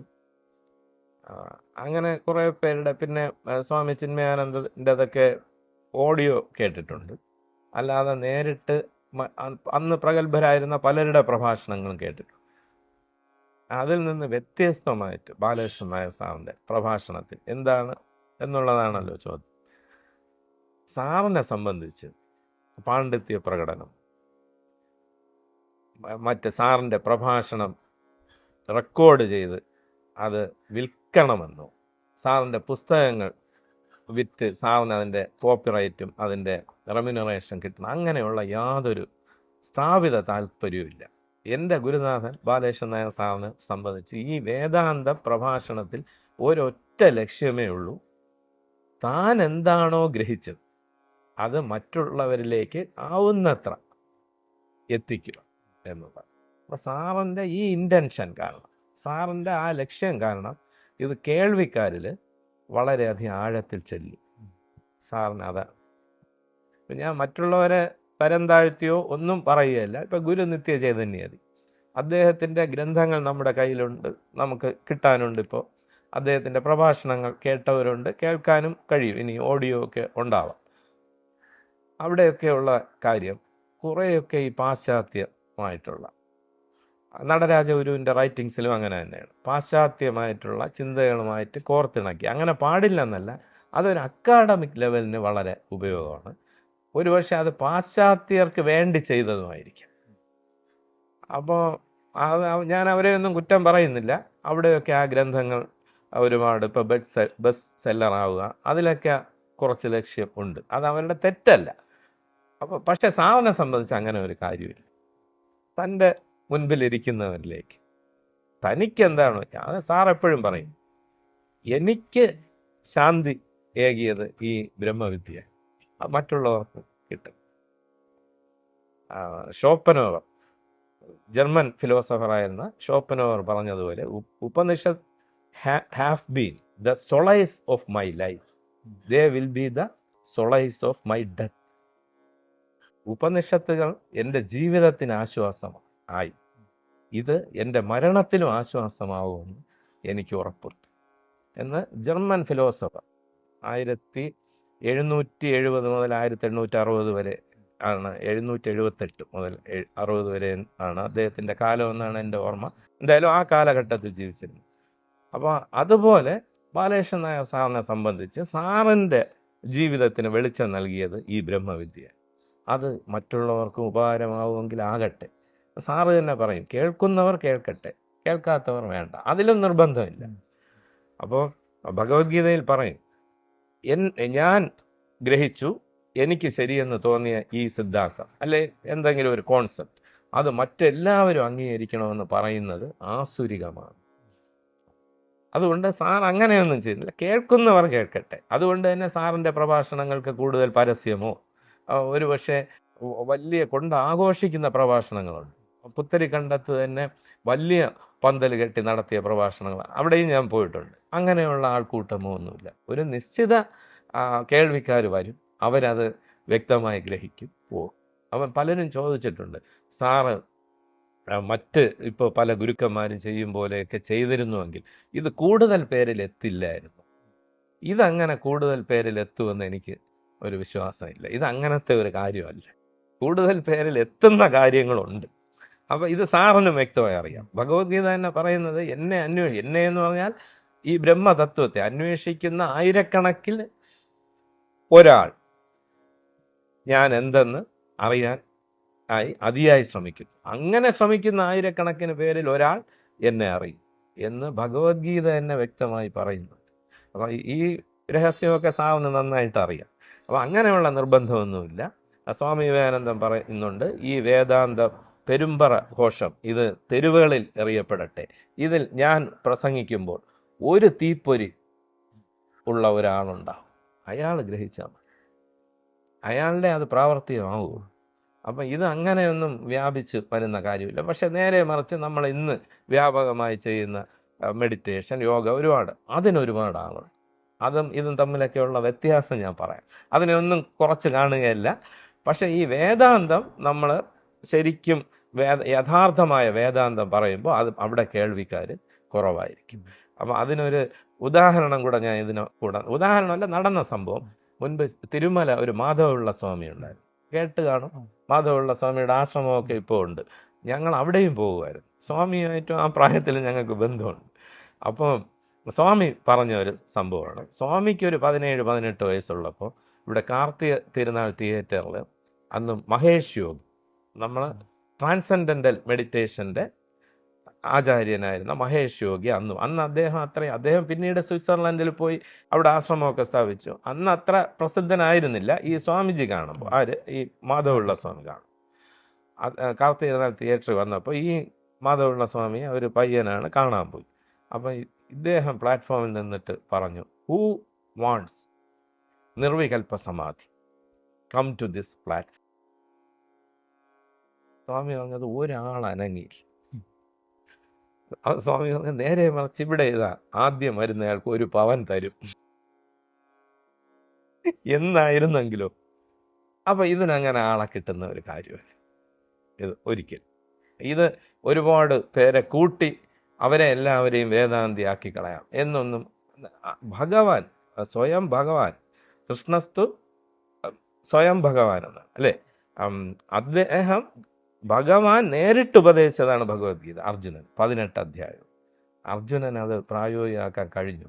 ഭഗവാൻ അന്തർധാനം ചെയ്യാൻ സമയത്ത് അർജുനനെ വിളിച്ചാണ് പറഞ്ഞത്, ഇപ്പോൾ ദ്വാരക ഞാൻ അന്തർധാനം ചെയ്യും, അതിന് പിന്നാലെ ദ്വാരക കടലിൽ മുങ്ങും, എൻ്റെ 8 പട്ടമഹിഷിമാർ ഭാര്യമാർ ഭഗവാന്റെ ഭാര്യമാരാണ്, നമ്മൾ ആലോചിക്കണം, അവരെ നീ സംരക്ഷിക്കണം, കൊണ്ടുപോകണം. അർജുനൻ പോകുന്ന വഴിക്ക് കാട്ടാളന്മാരെ ആക്രമിച്ച് നമ്മൾ അങ്ങനെയൊക്കെ ഇപ്പം നമ്മുടെ ഭാര്യയ്ക്ക് അങ്ങനെ വന്നാൽ ഇത് ഭഗവാന്റെ ഭാര്യമാരായി അത്രയും വിരാജിച്ച് ജീവിച്ചവരാണ്. അവരെ ഈ കാട്ടാളന്മാരെ അർജുനനെ കെട്ടിയിട്ടിട്ട് കൊണ്ടുപോയി. വ്യാസൻ പറയുന്നത് ആ സമയത്ത് ഈ ഭഗവത്ഗീതയൊക്കെ വെള്ളത്തിൽ വരച്ച വരയായി പോയത്. അപ്പോൾ ഇത് സ്വയം പത്മനാഭന്റെ മുഖത്ത് നിന്ന് വന്നതെന്നാണ് ഒരു ധ്യാന ശ്ലോകത്തിൽ പറയുന്നത് ഭഗവത്ഗീതയെ. അത് ഭഗവാനിൽ നിന്ന് നേരിട്ട് കേട്ട അർജുനനുണ്ടായ അനുഭവം ഇതാണ്. അപ്പോൾ ഇതെങ്ങനെ ഇത് ആളെ കൂട്ടി ചെയ്യേണ്ടതല്ല. അപ്പോൾ ആ ഒരു ബോധ്യത്തോടു കൂടിയാണ് സാറ് ഈ പ്രഭാഷണങ്ങൾ നിർവഹിച്ചിരുന്നത്. സാറ് പറയുന്നത് വ്യക്തമായി ഗ്രഹിച്ച് ഇന്നും വളരെ ആനന്ദകരമായി ജീവിക്കുന്നവരുണ്ട്. അന്ന് തിയോസഫിക്കൽ സൊസൈറ്റിയിൽ വെച്ച് സാറ് പറയും, ഈ ലോകത്ത് തന്നെ ഉള്ളതിൽ ഏറ്റവും ഭാഗ്യവാന്മാരാണ് ഇവിടെ ഇരിക്കുന്നത്. കാര്യം ഈ വിദ്യ അങ്ങനെയൊന്നും കിട്ടില്ല. ഇത് കേൾക്കാനും യോഗവാസിഷ്ടം പോലെ ഒരു ഗ്രന്ഥം ചർച്ച ചെയ്യാനും അത് പൂർണ്ണമായി ഗ്രഹിക്കാനും സാധിക്കുക എന്ന് പറയുന്നത് ഈ ലോകത്ത് ഇത്രയും ജനസംഖ്യയിലെ ഏറ്റവും ഭാഗ്യവാന്മാരാണ്. അപ്പോൾ സാർ എപ്പോഴും പറയുന്നത് ഭൂമിയിലെ സ്വർഗലോകമാണ് അമേരിക്ക, അവിടുത്തെ ഇന്ദ്രനാണ് അമേരിക്കൻ പ്രസിഡന്റ്. അന്നത്തെ കാലത്ത് സാറ് പറയും അമേരിക്കൻ പ്രസിഡൻ്റൊക്കെ കിടന്ന് പെടുന്ന പാട് നോക്കണം. അപ്പം ഇത്രയും ശാന്തരായിട്ട് സന്തോഷ ആനന്ദത്തോടെ നമുക്കിരിക്കാൻ സാധിക്കുന്നത് ഈ വിദ്യ ഗ്രഹിച്ചതുകൊണ്ട്. ഇതാണ് സാറിൻ്റെ പ്രഭാഷണത്തിൻ്റെ ഒരു രീതി. ഇതാണ് എനിക്ക് മറ്റുള്ളവരിൽ നിന്ന് വ്യത്യസ്തമായിട്ട് തോന്നിയിട്ടുള്ളത്. പിന്നെ ഒരു സംഭവം കൂടെ ഞാൻ പറയാം. എൻ്റെ ഒരു സംശയം ദൂരീകരിക്കാനായിട്ട് ഞാൻ ആരെയും ഇകഴ്ത്താനൊന്നുമല്ല പറഞ്ഞത്. ഞാൻ അതുകൊണ്ട് തന്നെ ആരോടാണ് ചോദിച്ചെന്ന് പറയുന്നില്ല. ആദ്യം ഒരു ചോദ്യം ഞാൻ അന്നത്തെ ഒരു വലിയൊരു സന്യാസി വര്യനോട് ചോദിച്ചു. അതായത് അന്ന് ഞാൻ ജിദ്ദു കൃഷ്ണമൂർത്തിയുടെ ഫ്രീഡം ഫ്രം നോൺ എന്ന് പറയുന്ന അറിഞ്ഞതിൽ നിന്നുള്ള മോചനം എന്നുള്ള, ഞാൻ ഡിഗ്രി പഠിക്കുമ്പോഴാണ് അത് വായിച്ചപ്പോൾ ഞാൻ ഈ സന്യാസി വര്യനെ കണ്ടപ്പോൾ ചോദിച്ചു, അദ്ദേഹത്തിന് എല്ലാമായിട്ട് അറിയാവുന്ന ആളാണ്, ഇത് സാധ്യമാണോ എന്ന് ഞാൻ ചോദിച്ചു. അതായത് നമ്മൾ ഒരുപാട് അറിവുകൾ നേരത്തെ അറിഞ്ഞു വെച്ചിട്ടുണ്ട്, ഇതിൽ നിന്ന് നമ്മൾ എല്ലാ അറിവുകളിൽ നിന്ന് മോചനം കിട്ടുന്നതാണ് മോക്ഷം. അങ്ങനെ കിട്ടിയാലും ഈ അറിവ് നമ്മളിൽ കാണില്ലേ? അതാണ് എൻ്റെ സംശയം. അങ്ങനെ സാധ്യമാണോ അത്? അപ്പോൾ അദ്ദേഹം വളരെ ആലോചിച്ചിട്ട് പറഞ്ഞു, അത് പ്രയാസമാണെന്നാണ്. പ്രയാസമാണ്. നമ്മൾ ഈ പറയും പോലെ എത്ര നമ്മൾ അറിഞ്ഞാലും ഈ അറിഞ്ഞ കാര്യങ്ങളിൽ നിന്ന് പൂർണ്ണമായി മോചനം എന്ന് പറയുന്നത് പ്രയാസം തന്നെയാണ്. ഞാൻ ബാലകൃഷ്ണൻ നായർ സാറിനോട് അതിന് ശേഷമാണ് ഈ ചോദ്യം ഉന്നയിച്ചത്. സാറ് പറഞ്ഞത് എത്രയും നിസ്സാരമാണ്, എളുപ്പം. ഞാൻ ചോദിച്ചു, സാർ അതെങ്ങനെയാണ്? അതൊരു മണ്ണിലുണ്ടാക്കിയ പുലി അല്ലെ ഒരു കടുവ, മണ്ണിലുണ്ടാക്കിയ കടുവ, ഇത് കണ്ട ഒരു കൊച്ചുകുട്ടി നിലവിളിക്കുക. ഇവൻ വളർന്നപ്പോൾ ഇത് കടുവയാണെന്ന് മനസ്സിലായി. അപ്പോൾ അവൻ നേരത്തെ അറിഞ്ഞതിൽ നിന്ന് മോചനം നേടി. ഇത്രയേ ഉള്ളൂ. നമ്മൾ ഈ കാണുന്നതും കേൾക്കുന്നതുമായ പ്രപഞ്ചം എന്താണെന്നോ അല്ലെന്നുമുള്ള തിരിച്ചറിവാണ് വേദാന്തം. അതിൽ വരുമ്പോൾ നമ്മൾ ഇതിൽ നിന്ന് തീർച്ചയായും മോചനം നേടും. അതാണ് ജിദ്ദു കൃഷ്ണമൂർത്തിയുടെ ഫ്രീഡം ഫ്രം നോൺ എന്ന് പറയുന്നത്. രജിഷ്ഠി, ബാലകൃഷ്ണൻ നായർ സാറ് നാരായണ ഗുരുദേവൻ്റെ കൃതികളുടെ എല്ലാത്തിൻ്റെയും പൂർണ്ണ വ്യാഖ്യാനം നൽകിയിട്ടുണ്ട്. അപ്പം സാറിൻ്റെ ആ വ്യാഖ്യാനങ്ങളുടെ പ്രത്യേകത എന്താണ്? ബാലകൃഷ്ണൻ നായർ സാറാണ് ശ്രീനാരായണ ഗുരുദേവ കൃതികൾ സമ്പൂർണ്ണമായിട്ട് ആദ്യ വ്യാഖ്യാനം സാറിൻ്റേത്. അപ്പോൾ അതിനു മുമ്പ് പല പല കൃതികൾക്കും നടരാജഗുരു, ഗുരു നിത്യചൈതന്യതയൊക്കെ വ്യാഖ്യാനം എഴുതിയിട്ടുണ്ട്. പക്ഷേ ഗുരുദേവ കൃതികൾ സമ്പൂർണ്ണമായിട്ട്. അപ്പോൾ അതിനുശേഷം ഗുരുവിൻ്റെ 1-2 കൃതികൾ കണ്ടു കിട്ടിയെന്നും പറയുന്നുണ്ട് സാറിൻ്റെ വ്യാഖ്യാനത്തിന് ശേഷം. അതിന് തീർച്ചയാക്കാൻ കഴിയുന്ന കാര്യമാണോ എന്ന് എനിക്ക് സംശയമുണ്ട്.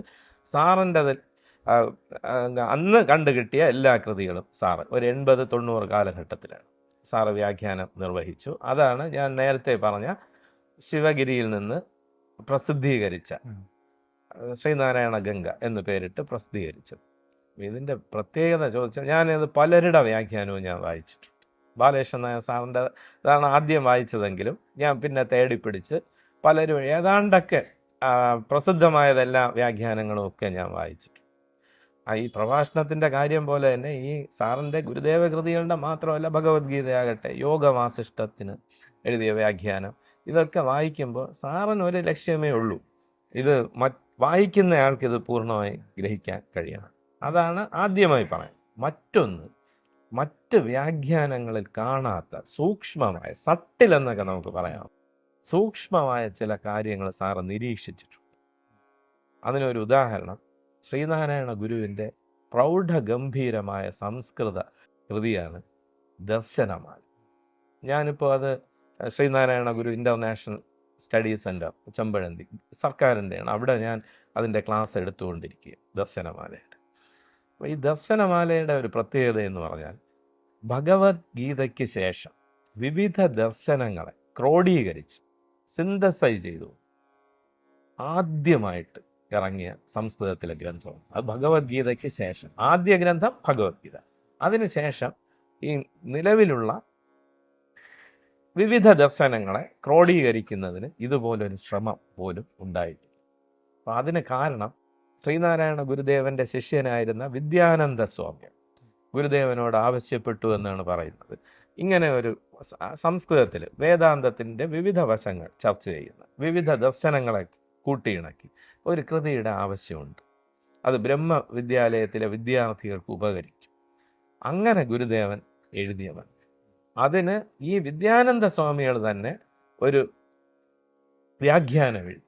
അത് ഗുരുദേവൻ വായിച്ച് കേട്ടു ദീധിതി എന്നുള്ള പേരും ശ്രീനാരായണ ഗുരുദേവൻ അതിന് നൽകി. കിരണങ്ങൾ, കിരണം, ദീധിതി പേരും. അപ്പോൾ അത്ര ഗംഭീരമായ വ്യാഖ്യാനം. അതിൻ്റെ ആദ്യ പതിപ്പ് എൻ്റെ കയ്യിലുണ്ട്. അതിൻ്റെ ആദ്യ പതിപ്പ് ഇപ്പോഴും ഞാൻ ഒരു വലിയൊരു നിധി പോലെ സൂക്ഷിച്ചിട്ടുണ്ട്. എൻ്റെ കയ്യിലുള്ള നിധികളെല്ലാം ഈ ഗ്രന്ഥങ്ങളാണ്. അപ്പോൾ അത് ഞാൻ വായിച്ചിട്ടുണ്ട്. ബാലകൃഷ്ണ സാറിൻ്റെ അതും വായിച്ചു. അതിൽ ഒരു കാര്യം മാത്രം ഞാൻ പറയാം. ഞാൻ ഈ പറഞ്ഞതുപോലെ സംസ്കൃത ശ്ലോകങ്ങളിലേക്കൊന്നും ഞാൻ പോകുന്നില്ല. അതിൻ്റെ സാരം എവിടെയാണ് അവിടെ സാറിൻ്റേതായ ഒരു കയ്യൊപ്പ് പതിപ്പിച്ചത്. നിർവ്വാണ ദർശനമാണ് അവസാനമായിട്ട്. അതിൽ ബ്രഹ്മവിദ്വരൻ, ബ്രഹ്മവിദ്വരിഷ്ഠൻ, ഇങ്ങനെ ബ്രഹ്മജ്ഞാനികളുടെ ഒരു ക്ലാസിഫിക്കേഷൻ ഒന്ന് തരം തിരിച്ച് ശ്രീനാരായണ ഗുരു എഴുതിയിട്ട്. ബ്രഹ്മവിത്ത് എന്ന് പറയുമ്പോൾ ആ ബ്രഹ്മത്തെ അറിഞ്ഞു, സാക്ഷാത്കരിച്ചു, പക്ഷേ മറ്റ് കർമ്മങ്ങൾ അതുപോലെ ചെയ്യും. ഒരു സാധാരണ വ്യക്തി ചെയ്യുന്നത് പോലെ തന്നെ കർമ്മങ്ങൾ നിർവഹിക്കും. ചിലപ്പോൾ അവർ നമ്മുടെ ഇടയിലുണ്ടെങ്കിൽ പോലും നമുക്ക് ഇത് ബ്രഹ്മജ്ഞാനി എന്ന് അറിയാൻ കഴിയില്ല. അങ്ങനെയുള്ള സംഭവങ്ങളുണ്ട്. ഇവിടെ മുമ്പ് ഞാൻ കേട്ടിട്ടുള്ളതാണ്. ചാലയിലൊരു മുതലാളി ഉണ്ടായിരുന്നു. അദ്ദേഹം രാവിലെ കട തുറക്കും, സന്ധ്യയിലെ രാത്രി വരെ കാണും, വീട്ടിൽ പോവും. മകൻ വളർന്നു. മകനോട് ഒരു ദിവസം പറഞ്ഞു, നാളെ കട തുറക്കണ്ട, രാവിലെ 10 മണിക്ക് ഞാൻ സമാധിയാണ് എന്ന് പറഞ്ഞു. അപ്പോൾ ഇത് മകനൊക്കെ അതിശയമായി. പക്ഷേ പറഞ്ഞതുപോലെ ചെയ്തു. ഇവിടെ അടുത്ത് കൈമനത്തിനടുത്ത് കരുമ, അവിടെ സമാധി ഉണ്ട്. അപ്പോൾ അങ്ങനെയൊക്കെയുള്ള സംഭവങ്ങളുണ്ട്. അപ്പോൾ അങ്ങനെയുള്ളവരെ, അതായത് ബ്രഹ്മജ്ഞാനമുണ്ട്, സാക്ഷാത്കരിച്ചു, സ്വകർമ്മങ്ങൾ മറ്റുള്ളവരെ പോലെ ചെയ്യും. ബ്രഹ്മവിത്ത് ബ്രഹ്മൈവ ഭവതി, ബ്രഹ്മ ഏവ ഭവതി. ബ്രഹ്മവിത്ത് ബ്രഹ്മം തന്നെയാണ് എന്നാണ്. പിന്നെ ബ്രഹ്മവിദ്വരൻ, അത് അദ്ദേഹത്തെ സംബന്ധിച്ച് സാക്ഷാത്കരിച്ചു, പക്ഷേ കർമ്മങ്ങളൊന്നും ചെയ്യില്ല. ഒരു സ്ഥലത്തിരിക്കും. ആരെങ്കിലും ഭക്ഷണം കൊണ്ടു കൊടുത്താൽ കഴിക്കും, കൊടുത്തില്ലെങ്കിലും കഴിച്ചില്ലെങ്കിലും കുഴപ്പമൊന്നുമില്ല. ചോദിച്ചൊന്നും വാങ്ങില്ല, കൊണ്ടു കൊടുത്താൽ അത് കഴിക്കും, തിരിച്ചു കൊടുക്കും. സ്വകർമ്മങ്ങൾ അത്യാവശ്യം ഉള്ളത് മാത്രം ചെയ്യും, ഒരു സ്ഥലത്തിരിക്കും. ബ്രഹ്മവിദ്വരിഷ്ടം. ബ്രഹ്മസാക്ഷാത്കാരത്തിന് ശേഷം ശരീരമുണ്ട്, ശരീരം വീണിട്ടില്ല, ശ്വാസോച്ഛ്വാസമൊക്കെ ഉണ്ട്, ഒന്നും കഴിക്കില്ല, കുത്തി ഇറക്കിയാൽ പോകും. ഇങ്ങനെ ഒരു ക്ലാസിഫിക്കേഷൻ ഗുരുദേവൻ നിർവ്വാണ ദർശനത്തിൽ ചെയ്യുന്നു. അവിടെ ഈ ദീധിതിയിൽ ഉൾപ്പെടെ ഈ ക്ലാസിഫിക്കേഷൻ. അപ്പം ഇത് വായിക്കുന്നവർക്ക് ആദ്യത്തെ ബ്രഹ്മവിത്തിനേക്കാളും കൂടിയ ആളാണ് ബ്രഹ്മവിദ്വരൻ, അതിനേക്കാളും കൂടിയ ആളാണ് ബ്രഹ്മവിദ്വരിഷ്ടൻ എന്ന് തോന്നാം. ഞാൻ തന്നെ ക്ലാസ് എടുത്തുകൊണ്ടിരുന്നപ്പോൾ ഒരു അനുഭവം എനിക്കുണ്ടായി. അത് രമണ മഹർഷി കർമ്മങ്ങൾ അധികം ചെയ്തിട്ടില്ല. ശ്രീനാരായണ ഗുരു കർമ്മരംഗത്ത് നിന്ന് ഗുരുദേവൻ രമണ മഹർഷിയെ പോയി കാണുകയുണ്ടായി. രണ്ടുപേരും ഒന്നും സംസാരിച്ചില്ല. അപ്പം രമണ മഹർഷിയോട് ഒരിക്കൽ കുറച്ച് ചെറുപ്പക്കാർ പോയി ചോദിച്ചു, ലോകം ഇതാ കഷ്ടപ്പെടുന്നു, അങ്ങ് ഇവിടെ ഇങ്ങനെ സുഖിച്ച് ഒരിടത്തിരിക്കുകയാണ്. അപ്പോൾ രമണ മഹർഷി, ഞാൻ എന്നെ മാത്രമേ കാണുന്നുള്ളൂ, ഞങ്ങൾ കാണുന്നുണ്ട് ലോകം കഷ്ടപ്പെടും, എന്നാൽ നിങ്ങൾ പോയി ചെയ്തു എന്ന് രമണ ഇത് പറഞ്ഞപ്പോൾ ഈ കേട്ടുകൊണ്ടിരുന്ന എൻ്റെ കേൾവിക്കാരിൽ ഒരാൾ, ഞാനൊരു പ്രഭാഷണത്തിൽ പറഞ്ഞപ്പോൾ, ശ്രീനാരായണ ഗുരു കർമ്മരംഗത്ത് നിന്നയാളല്ലേ, അപ്പം അദ്ദേഹം ഒരു ഗുരുഭക്തനാണ്. അപ്പോൾ അദ്ദേഹം സ്വാഭാവികമായും മറ്റു ഗുരുക്കന്മാരെക്കാളും ശ്രീനാരായണ ഗുരുവിനെ ഒന്ന് ഉയർത്താൻ ആയിട്ട്, അങ്ങനെ എല്ലാ ഗുരുക്കന്മാരുടെ ഫോളോവേഴ്സിനും ആ ഒരു പ്രവണതയുണ്ട്. അപ്പോൾ ഞാൻ പറഞ്ഞു, കർമ്മം ചെയ്യുന്നതും ചെയ്യാത്തതും ഒന്നും ബ്രഹ്മജ്ഞാനത്തിൻ്റെ അനുഭവദശയ്ക്ക് വ്യത്യാസമില്ല. അതെനിക്ക് കിട്ടിയത് ബാലകൃഷ്ണൻ സാറിൻ്റെ ഈ വ്യാഖ്യാനത്തിൽ. സാറ് ഈ 3 ക്ലാസിഫിക്കേഷൻ എഴുതിയിട്ട് സാർ എഴുതിയിട്ടുണ്ട്.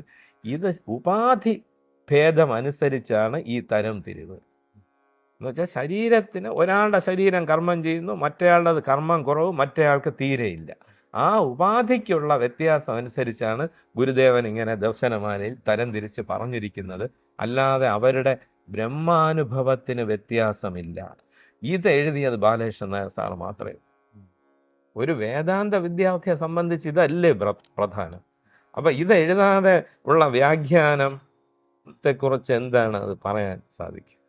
കാര്യം യഥാർത്ഥമായ സത്യം കിട്ടുന്നില്ല, അവരെ തെറ്റിദ്ധരിക്കപ്പെടാൻ ഇടയുണ്ട്. അതായത് ഇതിൽ ഒരാൾ ഗ്രേഡ് കൂടുതൽ, ഒരാൾ ഗ്രേഡ് കുറവ്. അപ്പം ഈ ബ്രഹ്മജ്ഞാനിയുടെ കർമ്മത്തിന് ലോകസംഗ്രഹം, ശ്രീകൃഷ്ണ ഭഗവാന്റെ കർമ്മത്തിന് ലോകസംഗ്രഹം എന്നാണ് പറയുന്നത്. പിന്നെ മറ്റൊരു കാര്യം, ബ്രഹ്മജ്ഞാനികളുടെ ഇപ്പം ശങ്കരാചാര്യരുടെ കർമ്മമല്ല ശ്രീനാരായണ ഗുരുവിൻ്റെ, അവരുടെ കാലദേശങ്ങളുടെ സാഹചര്യങ്ങളുടെ വ്യത്യാസം അനുസരിച്ച് ഇതിലും കർമ്മത്തിലും കർമ്മം വെച്ച് ഒരു ഗുരുക്കന്മാരെ അളക്കരുത്. അതൊന്ന് ഗ്രഹിക്കണം. അപ്പോൾ ഇത് ഞാൻ പറഞ്ഞത് എൻ്റെ ഈ പ്രഭാഷണം കേട്ടുകൊണ്ടിരുന്ന ആൾക്ക് ഒരു ഇൻസൾട്ട് പോലെയൊക്കെ തോന്നും. അങ്ങനെയൊക്കെ സംഭവിക്കും. അതായത് അയാൾ പറഞ്ഞതിനെ ഞാൻ എതിർത്തില്ല. അവിടെ ഒരുപാട് പേര് ഇരിപ്പുണ്ട്, അവർക്ക് ഈ തെറ്റിദ്ധാരണ ഉണ്ടാകും. കർമ്മം ചെയ്യട്ടെ ചെയ്യാതിരിക്കട്ടെ. ശങ്കരാചാര്യരുടെ ബ്രഹ്മജ്ഞാന വലിയ മാലയിൽ യോഗരഥോവ സംഗരഥോവ, യോഗരഥോവ ഭോഗരഥോവ, സംഗരഥോവ സംഘവിഹീന, യസ്യ ബ്രഹ്മണി രമതേ ചിത്തം നന്ദതി നന്ദതി നന്ദത്യ. യോഗിയാവട്ടെ ഭോഗിയാവട്ടെ, സംഘനാവട്ടെ നിസ്സംഗനാവട്ടെ, അതൊന്നും പ്രശ്നമല്ല. യാതൊരുവൻ്റെ യസ്യ ബ്രഹ്മണി രമതേ ചിത്തം, ചിത്തം ആണോ ബ്രഹ്മത്തിൽ രമിച്ചിരിക്കുന്നത്, അവന് നന്ദതി നന്ദതി നന്ദത്യ, ആനന്ദം ആനന്ദം ആനന്ദം മാത്രം. അതാണ് നിയമം. അല്ലാതെ അവന് യോഗിയായിരിക്കുന്നു ഭോഗിയായിരിക്കുന്നു എന്നുള്ളതല്ല. അപ്പം ഇത്തരം കാര്യങ്ങൾ എടുത്ത് ഹൈലൈറ്റ് ചെയ്ത് വ്യാഖ്യാനത്തിന് ഒന്ന് ശ്രദ്ധയിൽ കൊണ്ടുവന്നിട്ടുള്ളത് എൻ്റെ പഠന വഴിയിൽ ബാലകൃഷ്ണൻ നായർ സാറിൻ്റെ വ്യാഖ്യാനങ്ങളിൽ മാത്രമാണ്. പ്രത്യേകിച്ച് ശ്രീനാരായണ ഗുരുദേവ കൃതികൾ വ്യാഖ്യാനിക്കുമ്പോൾ അതിനെക്കുറിച്ച് സാറിൻ്റെ വാക്കുകളിൽ തന്നെ സാറ് പ്രസ്ഥാനത്രയം, ശങ്കരാചാര്യ കൃതികളെല്ലാം പഠിച്ചപ്പോഴും അവസാനമാണ് സാറിൻ്റെ കയ്യിൽ ഗുരുദേവ കൃതികൾ ലഭിക്കുന്നത്. അത് എങ്ങനെ ലഭിച്ചു എന്നതിനെക്കുറിച്ചൊക്കെ ഇപ്പോഴും ചില തർക്കങ്ങളുണ്ട്. സ്പീക്കറൊക്കെ ആയിരുന്ന വർക്കല രാധാകൃഷ്ണൻ സാറിൻ്റെ സഹോദരൻ ലജപതി സാറ് കൊടുത്തെന്ന് പറയുന്നു. പിന്നീട് എന്നോട് തമ്പാൻ സാറ് പറഞ്ഞു അല്ല മറ്റൊരാളാണ് കൊടുത്തത്. അപ്പോൾ അതവിടെ നിൽക്കട്ടെ, അത് ചരിത്രമാണ്. സാറിൻ്റെ കയ്യിൽ അവസാന ഈ വ്യാഖ്യാനങ്ങളൊക്കെ കഴിഞ്ഞ സമയത്താണ് ആരോ കൊണ്ട് ഈ ഗുരുദേവ കൃതികൾ കൊടുക്കുന്നത്. അപ്പോഴാണ് ശ്രീനാരായണ ഗുരു കൃതികൾ എഴുതിയിട്ടുണ്ടെന്ന് തന്നെ സാർ അറിയുന്നു. സാറിന് അതുവരെ അങ്ങനെ ഒരു അറിവ് പോലും ഇല്ലായിരുന്നു.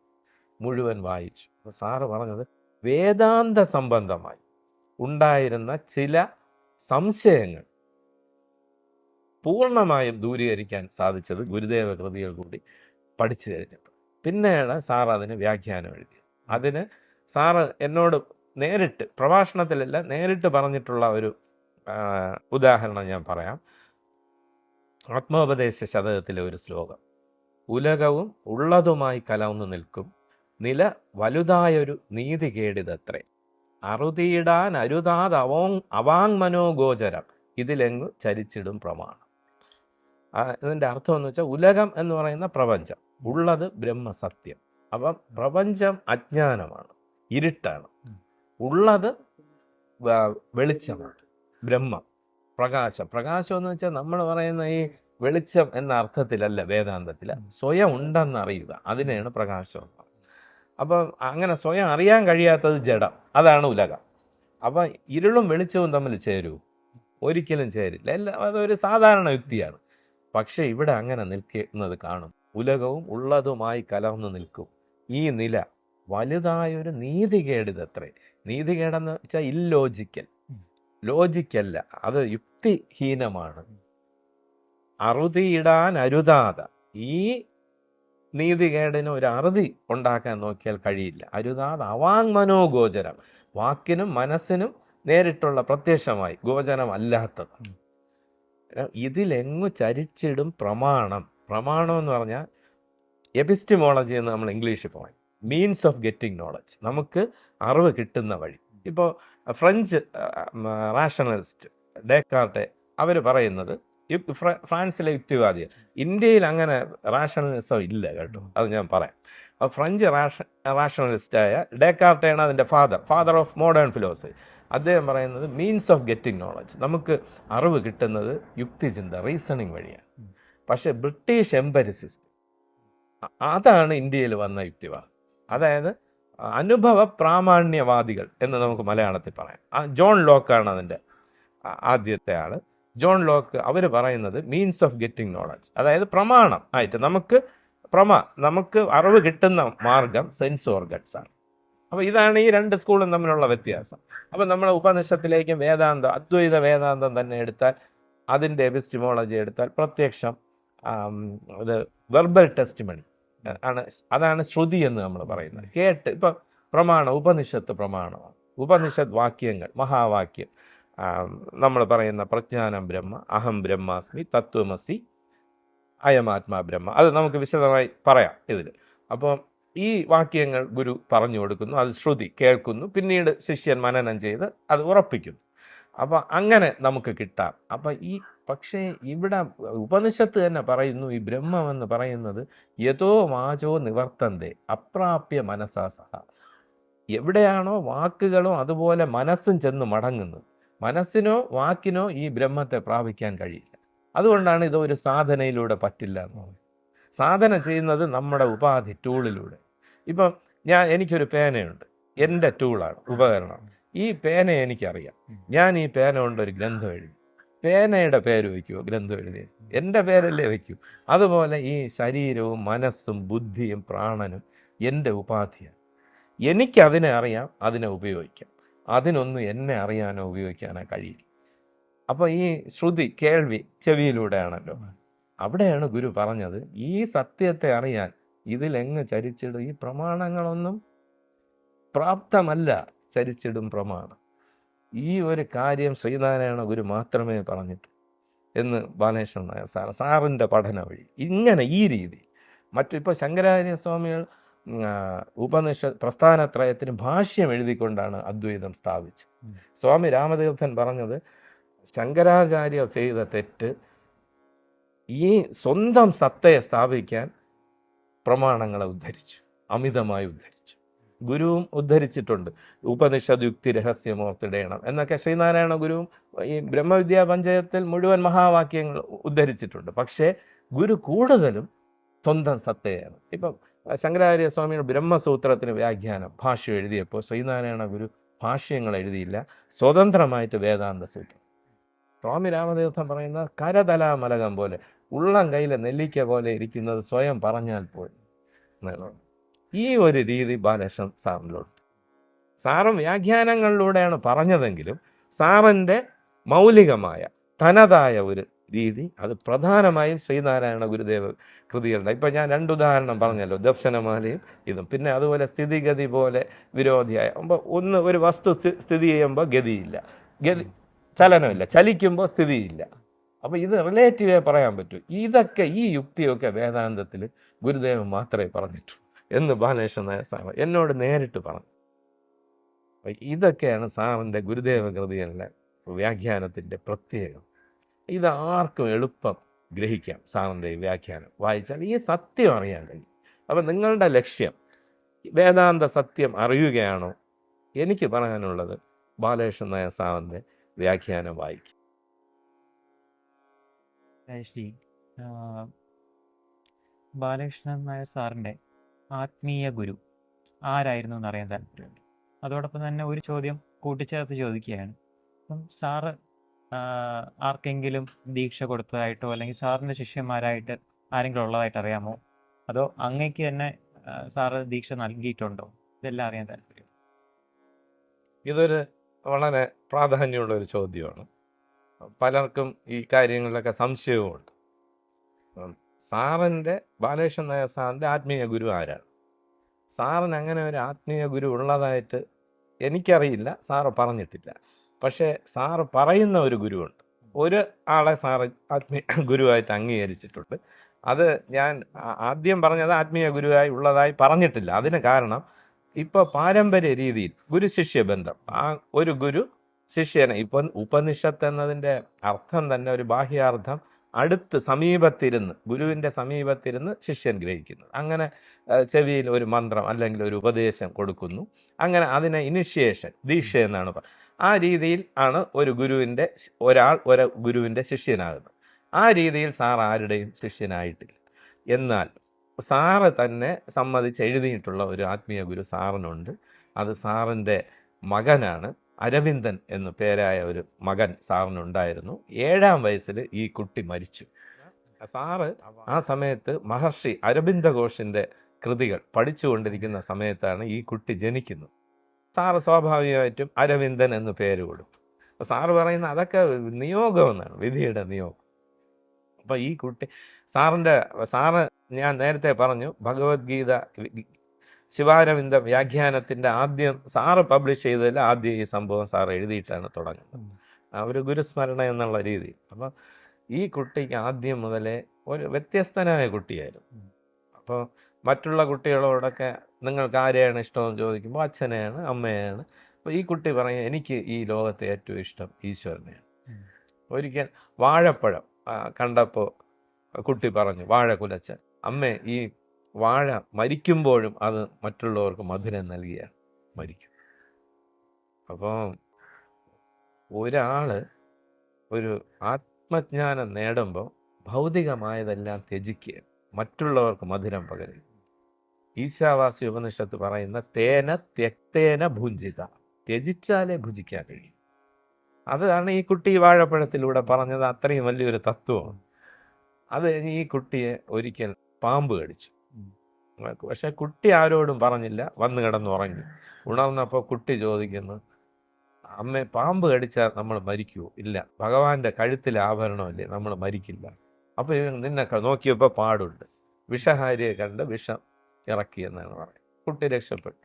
പിന്നീട് ഒരു 7 വയസ്സോടടുപ്പിച്ച് ഈ കുട്ടിയുടെ കയ്യിൽ കറിക്കത്തി തെറിച്ച് വീണ് ഒരു മുറിവുണ്ടായി. അപ്പോൾ തന്നെ കൊണ്ടുപോയി മുറിവൊക്കെ വെച്ച് കെട്ടി പെൻസിലിനുമൊക്കെ എടുത്തു. TT എടുക്കാൻ വിട്ടു. ഒരാഴ്ച കഴിഞ്ഞപ്പോൾ കലശലായ പനിയും വിറയലും ജനറൽ ഹോസ്പിറ്റലിൽ അഡ്മിറ്റ് ചെയ്തു. സാറന്ന് ബാലകൃഷ്ണൻ നായർ സാറ് യൂണിവേഴ്സിറ്റി കോളേജിലും പ്രൊഫസറാണ്. സാറന്ന് പ്രൊഫസറായിട്ടിരിക്കുന്നു. അപ്പോൾ അഡ്മിറ്റ് ചെയ്തു. അവിടെ ടെറ്റനസ് വാർഡിൽ അഡ്മിറ്റായിരിക്കുന്നു. ഇനി രക്ഷയില്ല. ടെറ്റനസിന് വാക്സിനുണ്ട്, പക്ഷേ ടെറ്റനസ് വന്നു കഴിഞ്ഞാൽ ഇപ്പോൾ ടെറ്റോക്രാറ്റ് എന്നൊക്കെ പറഞ്ഞ് ചില ആൻറ്റിബോഡിയെ കൊടുക്കുന്നുണ്ട്. ഇപ്പോൾ മുമ്പ് അതൊന്നുമില്ല. അവർ TT വന്നു കഴിഞ്ഞാൽ വളരെ ബുദ്ധിമുട്ടാണ്, രോഗമായി കഴിഞ്ഞാൽ, നമ്മുടെ റാബീസ് പോലെ. അങ്ങനെ സാറ് പഠിപ്പിച്ചുകൊണ്ടിരിക്കെ സീരിയസ് ആണെന്ന് വന്നു. കാറും കൊണ്ട് ആരോ വന്നു. സാറ് ഹോസ്പിറ്റലിൽ ചെന്നപ്പോൾ കുട്ടിയുടെ അമ്മ അപ്പച്ചിയൊക്കെ ചുറ്റുമുണ്ട്, ഡോക്ടർമാരും രോഗികളും. അപ്പോൾ ഈ ടെറ്റനസിൻ്റെ ഒരു ഇതിനെ ലോക്ക് ജോ എന്നാണ് പറയുന്നത്. അത് സാറ് എഴുതിയിട്ടില്ല കേട്ടോ, ഞാൻ മറ്റുള്ളവരുടെ അറിവിലേക്ക് പറയാം. ലോക്ക് ജോ എന്ന് പറഞ്ഞാൽ ഇവിടെ അങ്ങ് ലോക്കാവും. അപ്പം മനസ്സിലായല്ലോ, ഈ മസിൽ ലോക്കായ പിന്നെ സംസാരിക്കാനൊന്നും പറ്റില്ല. അതായത് ഈ ടെറ്റനസ് രോഗത്തിൻ്റെ ഒരു പേര് തന്നെ ലോക്ക് ജോ എന്ന്. സംസാരിക്കാനൊന്നും പറ്റില്ല, മസിൽസ് എല്ലാം കയറി അങ്ങ് മുറുകും. അപ്പോൾ ഈ കുട്ടി ഇടയ്ക്ക് ബോധം പോകും, വരും, പക്ഷെ മരിക്കുന്നത്. അപ്പോൾ സാറ് ചെന്നപ്പോൾ സാറിനെയും, അതായത് അച്ഛനെയും അമ്മയും കുട്ടിയുടെ വിളിച്ച് അടുത്തിരുത്തിയിട്ട് ശിവമന്ത്രം ജപിക്കാൻ. അപ്പോൾ ഈ ടെറ്റനസ് ബാധിച്ച് അവസാന നിമിഷത്തിലെത്തിയ കുട്ടിയാണ് ഈ മന്ത്രം സാർ എഴുതിയിരിക്കുന്ന വ്യക്തമായും ഉച്ചത്തിലും ജപിച്ചു. ശിവ ശിവ ശിവ ഈ മന്ത്രം ഉച്ചരിച്ചുകൊണ്ട് ഈ കുട്ടി ദേഹം വെടിഞ്ഞു. ഈ സംഭവം അപ്പോൾ ഒരാൾ എങ്ങനെ ഇതിലേക്ക് വരുന്നു എന്ന് ഒരിക്കൽ സാറിനോട് ചോദിച്ചു ആത്മീയ. സാറ് പറഞ്ഞു അത് ഒരിക്കലും പറയാൻ പറ്റില്ല, ഓരോ സംഭവത്തിലൂടെ ആയിരിക്കും. ചിലപ്പോൾ എന്തെങ്കിലും ഒരു പുസ്തകം വായിച്ച് ഒരാൾ എങ്ങനെ ആത്മീയതയിലേക്ക് വരുന്നെന്ന് ആർക്കും പറയാൻ കഴിയും. സാറിന് അപ്പോൾ സാർ അതിനു മുമ്പ് തന്നെ ഈ ഭഗവത്ഗീതയൊക്കെ വായിക്കുന്നു, പഠിക്കുന്നു. അപ്പോൾ ഈ കുട്ടി ഇങ്ങനെ പറയുന്നതായി സാറിന് തോന്നി. അച്ഛ ഇങ്ങനെ വെറും ആചരണമായിട്ട് ഒരു ആചാരം പോലെ ഗീതയൊക്കെ വായിച്ച് മറ്റുള്ളവർക്ക് പറഞ്ഞു അങ്ങനെ പോകരുത്, അച്ഛൻ ഇത് പ്രായോഗികമാക്കണം എന്ന് ഈ കുട്ടി പറയുന്നതായിട്ട്. ഇതാണ് മന്ത്രോപദേശം സാറിന് കിട്ടിയ, ഈ 7 വയസ്സായ അരവിന്ദൻ എന്ന മകനിൽ നിന്ന് കിട്ടിയ ഈ മന്ത്രോപദേശം സാറ് സ്വീകരിച്ചു. അപ്പം 45 മിനിറ്റ് ഇങ്ങനെ നിർത്താതെ ശിവനാമം ഉച്ചരിച്ച് കുട്ടി ദേഹം വെടിഞ്ഞു. സാർ അന്നൊരു തീരുമാനം അവിടെ ഇരുന്ന് എടുത്തു. ഇനി ഇത് ഈശ്വരൻ, ശാസ്ത്രീയമായ ഈശ്വരനെ അറിഞ്ഞിട്ടേ ബാക്കി കാര്യവും. ഈ കുട്ടിയാണ് അത് പ്രചോദിപ്പിച്ചത്. അപ്പം ഈ മന്ത്രദീക്ഷ അവിടെ നിന്നാണ് സാറിന് കിട്ടിയത്, സ്വന്തം മകനാണ്. അപ്പോൾ സാറിൻ്റെ ഈ സ്ഥിതപ്രജ്ഞ ജീവചരിത്രത്തിൽ ഞാൻ ഈ സംഭവം എഴുതിയിട്ടുണ്ട്. അതിൽ ഞാൻ പറഞ്ഞിട്ടുണ്ട്, വൃദ്ധാശിഷ്യ ഗുരുർ യുവ. നമ്മുടെ ദക്ഷിണാമൂർത്തിയാണ് നമ്മൾ ഗുരുവായിട്ട് പറയുന്നത്. ആദി ഗുരു ശിവനിൽ നിന്നും ആ ത്രിമൂർത്തിയിൽ നിന്ന് വന്ന ദക്ഷിണാമൂർത്തി ദത്താത്രേയ മഹർഷി എന്നാണ് പറയുന്നത്. ആ ഗുരുവാണ് ഇന്നത്തെ തുടർച്ച. നമ്മുടെ മുന്നിൽ വരുന്ന ശ്രീരാമകൃഷ്ണ പരമഹംസനും രമണ മഹർഷിയും ശ്രീനാരായണ ഗുരുവും നമ്മുടെ ബാലകൃഷ്ണൻ നായർ സാറും എല്ലാവരും ഈ ഗുരുവിൻ്റെ, അപ്പോൾ ഗുരു എന്ന് പറയുന്ന ഒരു വ്യക്തിയല്ല, ഒരു തുടർച്ചയാണ്, അതിൻ്റെ ഒരു തുടർച്ചയാണ്. അപ്പോൾ ആ തുടർച്ചയിലുള്ളതാണ് ഈ അരവിന്ദൻ എന്ന ഗുരു. അപ്പോൾ ആ ചിത്രം വടതരോർ മൂലെ, ഒരു വടവൃക്ഷത്തിൻ്റെ താഴെ എങ്ങനെയാണ് വൃദ്ധാശിഷ്യ ഗുരു യുവ, ശിഷ്യന്മാർ വൃദ്ധനാണ്, ഗുരു യുവാവാണ്, അല്ലേ? ഗുരോസ്തു മൗനം വ്യാഖ്യാനം ശിഷ്യാസ്തു ചിഹ്ന സംശയം. ഗുരുവിൻ്റെ ഉപദേശങ്ങൾ മൗനമാണ്, ശിഷ്യന്മാർക്കാകട്ടെ യാതൊരു സംശയമില്ല. ഇതാണ് ദക്ഷിണാമൂർത്തിയുടെ ആ ഒരു ചിത്രം. അപ്പം ഗുരു യുവാവാണ്. അപ്പം ഇത് 7 വയസ്സ് മാത്രമുള്ള ബാലനായ ഗുരു, 30-35 വയസ്സുള്ള യുവാവായ പിതാവായ ശിഷ്യനും. അവിടെ ഈ മന്ത്രദീക്ഷയും ഗുരു ശിഷ്യ ബന്ധം അവിടെയാണ് ആരംഭിക്കുന്നത്. ബാലകൃഷ്ണൻ സാറിൻ്റെ ഗുരു എന്ന് പറയുന്നത് സാറിൻ്റെ മകൻ തന്നെ എന്ന് നമുക്ക് പറയാം. അല്ലാതെ മറ്റുള്ളവർ വിചാരിക്കും പോലെ ഒരു ഗുരു വന്ന് അങ്ങനെയൊന്നും സാറിൻ്റെ ജീവിതത്തിൽ ഉണ്ടായിട്ടില്ല. ഇനി രണ്ടാമത് അതോടൊപ്പം ചോദിച്ചത്, സാറ് ഇങ്ങനെ ദീക്ഷ നൽകി. അപ്പോൾ സാറിൻ്റെ സമ്പ്രദായത്തിൽ ദീക്ഷയൊന്നുമില്ല. സാറ് ഇങ്ങനെ ഇത് എൻ്റെ ശിഷ്യനാണ്, അങ്ങനെയൊന്നും സാർ ആരെക്കുറിച്ചോ എന്നെക്കുറിച്ചോ ആരെക്കുറിച്ചും പറഞ്ഞിട്ടില്ല. സാറിൻ്റെ ക്ലാസ്സിലിരുന്ന് പഠിക്കാൻ സാധിച്ച പി രവികുമാർ സാറിനെ പോലെയുള്ളവർക്ക് അങ്ങനെ വേണമെങ്കിൽ അവകാശപ്പെടാം, തീർച്ചയായും. കാര്യം ക്ലാസ്സിലും പഠിച്ചിട്ടുണ്ട്. സാറിൻ്റെ പ്രഭാഷണം കേട്ട് ഇത് ഗ്രഹിച്ചിട്ടുള്ള എല്ലാവരും സാറിൻ്റെ ശിഷ്യരാണ്. അല്ലാതെ സാറിൻ്റെ ഈ സാമ്പ്രദായിക രീതിയിലുള്ള ഒരു, ഇപ്പോൾ രമണ മഹർഷി ആർക്കും ദീക്ഷ കൊടുത്തിട്ടില്ല എന്നാണ് പറയുന്നത്. പക്ഷേ ഗുരു നിത്യചൈതന്യതി പറയുന്നത് രമണ മഹർഷിയിൽ നിന്നാണ് ദീക്ഷ കിട്ടി. രമണ മഹർഷി കൊടുത്തില്ല, പക്ഷേ രമണ മഹർഷിയിൽ നിന്ന് ഈ സത്യം ഗുരു നിത്യചൈതന്യതി ഗ്രഹിച്ചിട്ടുണ്ട്. അത് വെച്ചിട്ട് അപ്പം ഞാൻ പറയണ എൻ്റെ ഗുരു ഇത്, കാരണം ഈ സത്യം എനിക്ക് പകർന്നു തന്നത് ഈ ഗുരുവാണ് എന്ന് പറഞ്ഞാൽ അത് തന്നെയാണ് ഗുരു. ആ രീതിയിലാണ് ബാലകൃഷ്ണൻ സാറിൻ്റെ ശിഷ്യരാണ് ഞങ്ങൾ എന്ന് നമ്മൾ അന്ന് ഉണ്ടായിരുന്ന ഒരുപാട് പേരും ഇപ്പോൾ ഡോക്ടർ സരളാദേവി അതിൽ വളരെ പ്രശസ്തയും. സാറ് എൻ്റെ അന്ത്യ നിമിഷങ്ങൾ ഡോക്ടർ സരളാദേവിയുടെ വീട്ടിലാണ്. ശ്രീനാരായണ ഗുരുദേവൻ കുമ്പപ്പള്ളി രാമൻപിള്ള ആശാൻ്റെ അടുത്ത് പഠിക്കാൻ പോകുമ്പോൾ വാരണപ്പള്ളിയിൽ തറവാട്ടിൽ നിന്നാണ് പഠിച്ചത്. ആ തറവാട്ടിലെ അംഗമാണ് ഡോക്ടർ സരളാദേവി, കൊല്ലത്താണ്. അവിടെ വെച്ചാണ് സാറിൻ്റെ അവസാന നിമിഷങ്ങൾ ഉണ്ടായത്. അത് ഞാൻ വിദേഹമുക്തി എന്നുള്ള ചാപ്റ്ററിലുണ്ട്. അപ്പോൾ സാറിൻ്റെ പ്രിയ ശിഷ്യയാണ് ഡോക്ടർ സരളാദേവി. അപ്പോൾ ആർക്ക് വേണമെങ്കിലും ഇത് ഗ്രഹിച്ചവർക്ക് സാറിൻ്റെ. അപ്പോൾ ഞാൻ ഈ ജീവചരിത്രം സ്ഥിതപ്രജ്ഞൻ എഴുതിയതിന് ശേഷം എന്താണെന്ന് അറിഞ്ഞുകൂടാ, ചിലർക്കെന്തോ അതിലൊരു എല്ലാവരും അത് അംഗീകരിച്ചവരിലും, അപ്പോൾ അത് എഴുതിയതിലൂടെ ഒരു ശിഷ്യൻ അത് എഴുതാനുള്ള ഒരു സാഹചര്യം കൂടെ ഞാൻ പറയാം. സാറിനോട് ഒരുപാട് പേര് ചോദിച്ചു ജീവചരിത്രം എഴുതട്ടെ, സാറ് സമ്മതിച്ചിട്ടില്ല. അപ്പം ഞാനും പല പ്രാവശ്യം ചോദിച്ചു, സമ്മതിച്ചില്ല. ഒരിക്കൽ ഞാൻ ചോദിച്ചപ്പോൾ സാറിൻ്റെ മകൻ ഗോപാലകൃഷ്ണൻ സാറ് ആയുർവേദ ഡോക്ടറായിരുന്നു, ഇപ്പം ഇല്ല, സാറും മരിച്ചു. സാറ് പറഞ്ഞു, അച്ഛൻ്റെ ഒരു ശിഷ്യൻ ചോദിക്കുകയില്ലേ, സമ്മതിക്കണം അച്ഛാ എന്നിങ്ങനെ ഇരുന്ന് എനിക്ക് വേണ്ടി വെറുതെ റെക്കമെൻഡ് ചെയ്ത് സാറങ്ങ് സമ്മതിച്ചു. ഇത് സാറിൻ്റെ മകൾ ഡോക്ടർ സതീദേവിക്കും ബാലേന്ദ്രൻ സാറിന് എല്ലാം അറിവുള്ളതാണ്, ഞാൻ വെറുതെ പറയുന്നില്ല. അപ്പോൾ സാർ ആ സമയമൊക്കെ വളരെ അവശതയായിരുന്നു. ഒരുപാട് കാര്യങ്ങൾ ഞാൻ ചോദിച്ചൊക്കെ കുറച്ച് ദിവസമേ എനിക്ക് അവിടെ ചെന്ന് നോട്ട് ചെയ്യാൻ പറ്റുള്ളൂ, ബാക്കി കാര്യങ്ങൾ സാധിച്ചില്ല. സാറ് അപ്പോഴേ ദിവംഗതനാകും സാറ്, ഞാൻ 2011. അതിനുശേഷം ഞാനിതിനെക്കുറിച്ച് ശ്രദ്ധിച്ചതുമില്ല. കാര്യമെന്ന് വെച്ചാൽ ഇത് അപൂർണമായി കിടക്കുകയാണ്. ഇപ്പം ഈ എൻ്റെ നോവൽ രാധായനം ഞാൻ പി രവികുമാർ സാറിന് വായിക്കാൻ കൊടുക്കുന്നു. സാർ അത് വായിച്ചിട്ട് സാറിൻ്റെ ഒരൊറ്റ ശ്രമത്തിലാണ് അത് കലാമതിയിൽ വരുന്നത്. ആ സമയത്ത് ഞാൻ ഈ വിവരം സൂചിപ്പിച്ചത് പറഞ്ഞു അത് എഴുതണം, അത് പൂർത്തിയാക്കണമെന്ന് രവികുമാർ സാറ് പറഞ്ഞു. പിന്നെ ഞാൻ ഒന്നുകൂടി, പിന്നെ സാറില്ലല്ലോ, സാറുമായി ബന്ധപ്പെട്ടവരുടെ അടുത്ത് പോയി വിവരങ്ങൾ, എനിക്കറിയാവുന്ന വിവരങ്ങളെല്ലാം ചേർത്താണ് ഈ സ്ഥിതപ്രജ്ഞൻ എന്ന് പറയുന്ന ബാലകൃഷ്ണൻ നായർ സാറിൻ്റെ ജീവചരിത്രം. അതിനു മുമ്പ് പ്രൊഫസർ ജെ ലളിത എന്ന് പറഞ്ഞ് AR രാജരാജവർമ്മയുടെ ചെറുമകൻ എഴുതിയ ഒരു ചെറിയ ജീവചരിത്രമുണ്ട്. ഭാഷാ ഇൻസ്റ്റിറ്റ്യൂട്ട് തന്നെ പ്രസിദ്ധീകരിച്ചു. അറിവ് നിറവെന്നുള്ള സീരീസിൽ കുട്ടികൾക്ക് വേണ്ടിയുള്ളതെന്നാണ് എൻ്റെ. അങ്ങനെ ഒരു ജീവചരിത്രമുണ്ട്. അപ്പോൾ ഇത് ഞാൻ കൊണ്ട് തമ്പാൻ സാറിൻ്റെ കൊടുത്തു പറഞ്ഞു, അയ്യോ ബാലകൃഷ്ണൻ സാറിൻ്റെ ജീവചരിത്രം ഞങ്ങൾ പ്രസിദ്ധീകരിച്ചു, ഞാൻ അറിയാമല്ലോ, 2 പ്രാവശ്യം ചെയ്യാറില്ല. ഞാൻ പറഞ്ഞു സാറൊന്ന് വായിച്ചു നോക്ക്. അന്ന് അവിടെ ഉണ്ടായിരുന്ന മറ്റൊരു സാറിനെ ഏൽപ്പിച്ചു. ഇദ്ദേഹം ആ സാറ് വായിച്ച ശേഷം രവിശങ്കർ സാർ കാലിക്കറ്റ് യൂണിവേഴ്സിറ്റിയിലെ മലയാളം റീഡറൊക്കെയാണ്. 2 ദിവസം കഴിഞ്ഞപ്പോൾ എനിക്ക് ഫോൺ വരുന്നു, ചെല്ലാൻ ഇത് വൈജ്ഞാനികമായ ഒരു ഗ്രന്ഥമായിട്ട് ഞങ്ങൾ എടുത്തു. അപ്പോൾ അതിൽ ഞാൻ ആദ്യം പറഞ്ഞ ബാലകൃഷ്ണൻ സാറിനെ കണ്ടുമുട്ടിയ കാര്യങ്ങളാണ്, ഒരു ചാപ്റ്റർ ഉണ്ടായിരുന്നു, അത് അവർ കട്ട് ചെയ്തു. ഞങ്ങൾക്ക് വിജ്ഞാനത്തിലേ താല്പര്യമുള്ളൂ, ബാക്കിയെല്ലാം അതുപോലെ പ്രസിദ്ധീകരിച്ചു. പക്ഷേ ഈ ഗ്രന്ഥത്തിനെ ചിലർ ഒരു ഡീഗ്രേഡ് ചെയ്യാൻ ശ്രമം ഉള്ളതുപോലെ എനിക്ക് തോന്നിയിട്ടുണ്ട്. അതിൽ ഒരു സംഭവം, സാറിൻ്റെ ശതാബ്ദി നടന്നപ്പോൾ സാറിൻ്റെ ശിഷ്യർ എന്ന് പറയുന്ന എല്ലാവരും ചേർന്ന്, അതിൽ ഞാൻ വലിയ പാർട്ടിസിപ്പേഷൻ ഇല്ല, അവരൊരു ഗ്രൂപ്പാണ്, അവരിത് അഭേദാനന്ദാശ്രമത്തിൽ വെച്ച് വളരെ ഗംഭീരമായി ആചരിച്ചു സാറിൻ്റെ ശതാബ്ദി. അപ്പോഴവരൊരു സാറിൻ്റെ ഗ്രന്ഥങ്ങളും സാറിനെക്കുറിച്ചുള്ള ഗ്രന്ഥങ്ങളും അടങ്ങിയ ഒരു ലിസ്റ്റ് തയ്യാറാക്കിയതിൽ ഈ സ്ഥിതപ്രജ്ഞനെ ഒഴിവാക്കി. അതെന്താണെന്ന് അറിയില്ല. പിന്നെ സാറിനൊരു അവാർഡ് കൊടുക്കാൻ സാറ് ജീവിച്ചിരുന്നപ്പോൾ ഇവിടെ വന്ന് എന്നെ പരിചയപ്പെട്ട എൻ്റെ ഒരു സുഹൃത്ത്, അതിനുവേണ്ടി ഞാൻ ഒരുപാട് സഹായങ്ങളും ചെയ്തു കൊടുത്തു.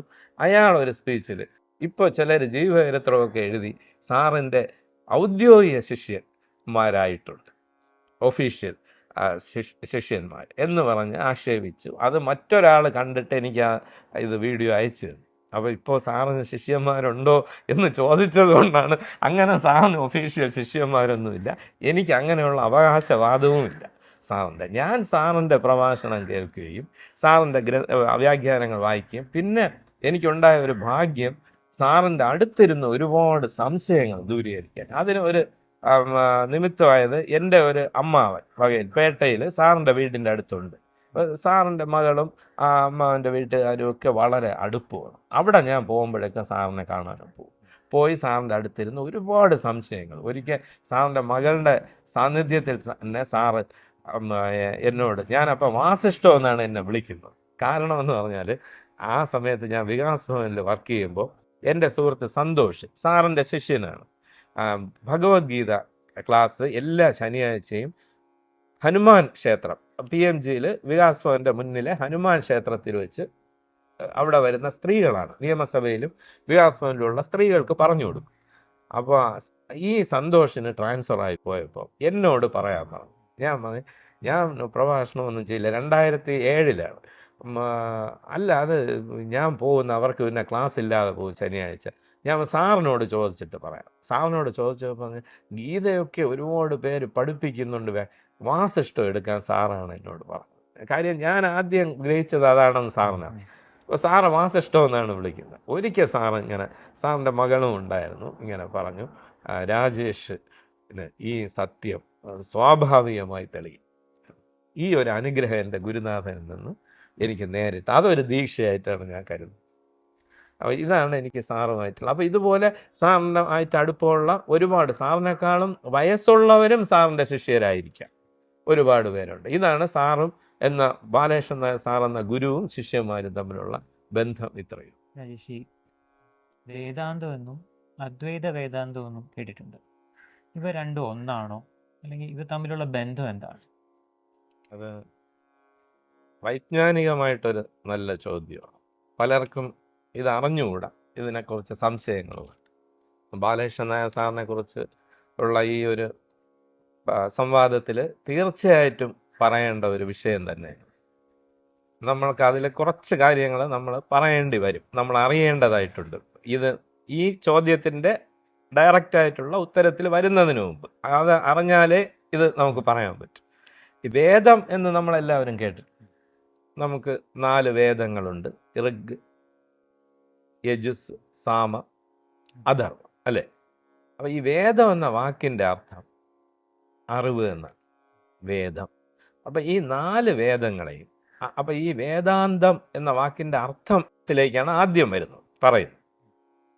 അതിനൊരു ബാഹ്യമായ അർത്ഥവുമുണ്ട്, ആന്തരികമായ അർത്ഥവുമുണ്ട്. അതിലാദ്യം ബാഹ്യമായ അർത്ഥം ഞാൻ പറയാം. അപ്പോൾ വേദങ്ങൾ 4 ഉണ്ട്. ഈ 4 വേദങ്ങൾക്കും 4 ഭാഗങ്ങളുണ്ട്. ഈച്ച് വേദാസ്, അല്ലേ, ഹാവ് 4 പാർട്സ്. ഓരോന്നിനും 4 ഭാഗങ്ങളുണ്ട്. അത് മന്ത്രങ്ങൾ, ബ്രാഹ്മണങ്ങൾ, ആരണ്യകങ്ങൾ, ഉപനിഷത്തുകൾ, ഇങ്ങനെ 4. അപ്പം ഋഗ്വേദത്തിനും ഈ 4 ഭാഗമുണ്ട്, യജുർവേദത്തിനുമുണ്ട്, സാമവേദത്തിനുമുണ്ട്, അഥർവവേദത്തിനുമുണ്ട് ഈ 4 ഭാഗം.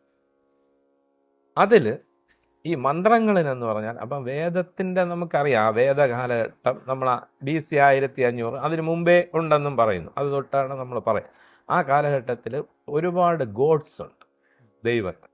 ഇന്ദ്രൻ, ഇതൊക്കെ വേദിക് ഗോഡ്സാണ്, വേദത്തിൽ പറയുന്ന ദൈവങ്ങളാണ്. ഇന്ദ്രൻ, വരുണൻ, മിത്രൻ, സൂര്യൻ, അഗ്നി, ഇങ്ങനെ. ഇത് കാലാകാലങ്ങളിൽ ഇത് ഓരോന്നും ഉയർന്നു വരും, ഡോമിനേറ്റ് ചെയ്യും, പിന്നെ താഴും. അങ്ങനെ ഇത് അവസാനം ഒരു വൺ ഗോഡ്, ഏകദൈവം, മോണോത്തീസം എന്നതിലേക്ക് വന്നു. അത് പ്രജാപതിയാണ് ആദ്യത്തെ ദൈവം. അത് നമ്മുടെ ഇപ്പോഴത്തെ ബ്രഹ്മാവുമായിട്ട് പിന്നെ പുരാണങ്ങളിൽ ഐഡൻറ്റിഫൈ ചെയ്തു. അപ്പം ഓരോ തവണ ഈ ഓരോ ദൈവങ്ങൾ വരുമെന്നു, ആ ദൈവങ്ങളെ ആരാധിക്കുന്നതിന്, അല്ലെ അതിനെ ആവാഹിക്കുക, പലതും നമ്മൾ പറയുമല്ലോ, നമ്മൾ ഉപാസിക്കുന്നതിനായിട്ട് കുറേ മന്ത്രങ്ങൾ. അതാണ് ഈ മന്ത്രഭാഗത്തുള്ളത്, മന്ത്രങ്ങൾ എന്നുള്ളത്. ബ്രാഹ്മണങ്ങളിൽ ഇതിൻ്റെ ആചാരക്രമം, ഇപ്പം യാഗം നടത്തേണ്ടത് എങ്ങനെ, ഈ ദേവനെ എങ്ങനെ ആരാധിക്കണം, ആ ചിട്ടകളും ക്രമങ്ങളുമാണ് ബ്രാഹ്മണത്തിൽ വരുന്നത്. ബ്രാഹ്മണം എന്ന് പറയുന്ന ഭാഗത്ത് മന്ത്രം, ബ്രാഹ്മണം. ആരണ്യം എന്ന് പറയുന്നത്, അവിടെ നമ്മൾ, അതാണ് കുറച്ചധികം പറയേണ്ടി വരും. നമ്മൾ പുരുഷാർത്ഥം എന്ന് കേട്ടിട്ടുണ്ടല്ലോ, പുരുഷാർത്ഥം, ധർമ്മ, അർത്ഥ, കാമ, മോക്ഷം.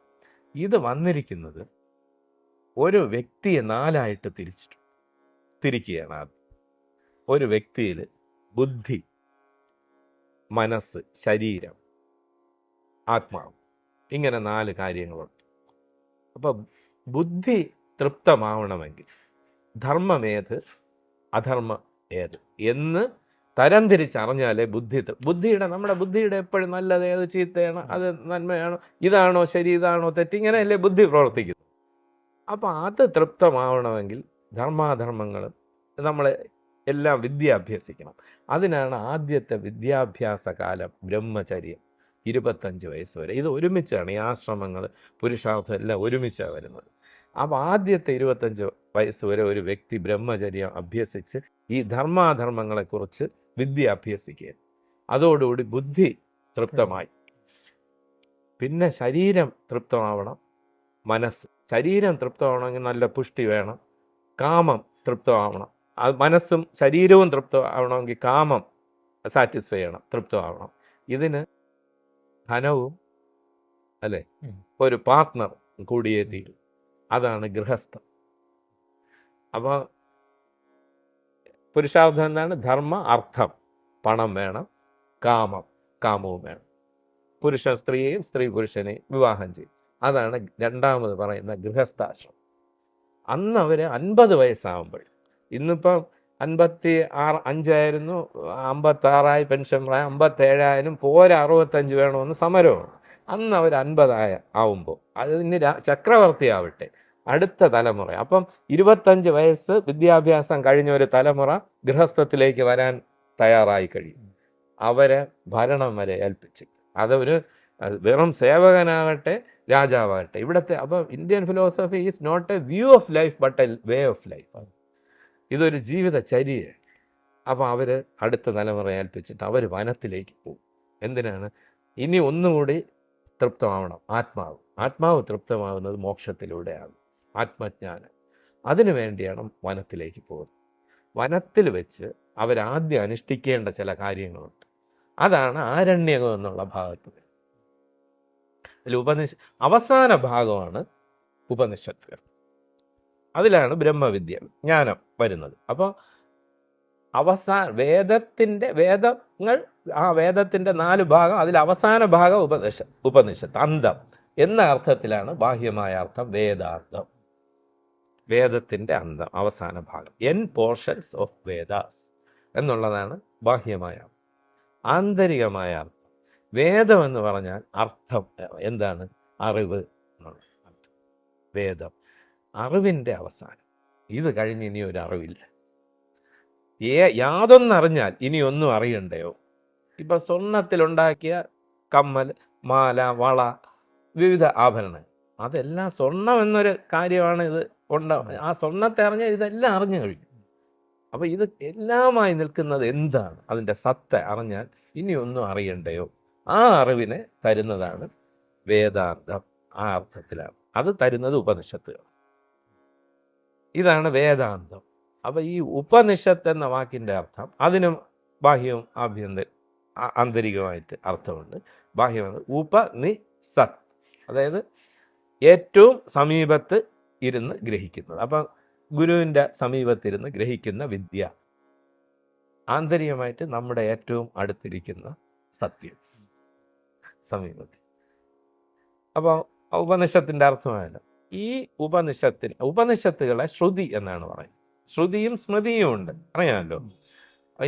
അത് ഒരു ചെറിയൊരു എക്സാമ്പിൾ ഞാൻ പറയാം. നമ്മുടെ ഇപ്പോഴൊന്നും അങ്ങനെ കോഴി വളർത്തലൊക്കെ കുറവാണ്. മുമ്പ് ഈ നാടൻ കോഴികൾ കുഞ്ഞുങ്ങളുമായിട്ട് ചിക്കി പോകുമല്ലോ.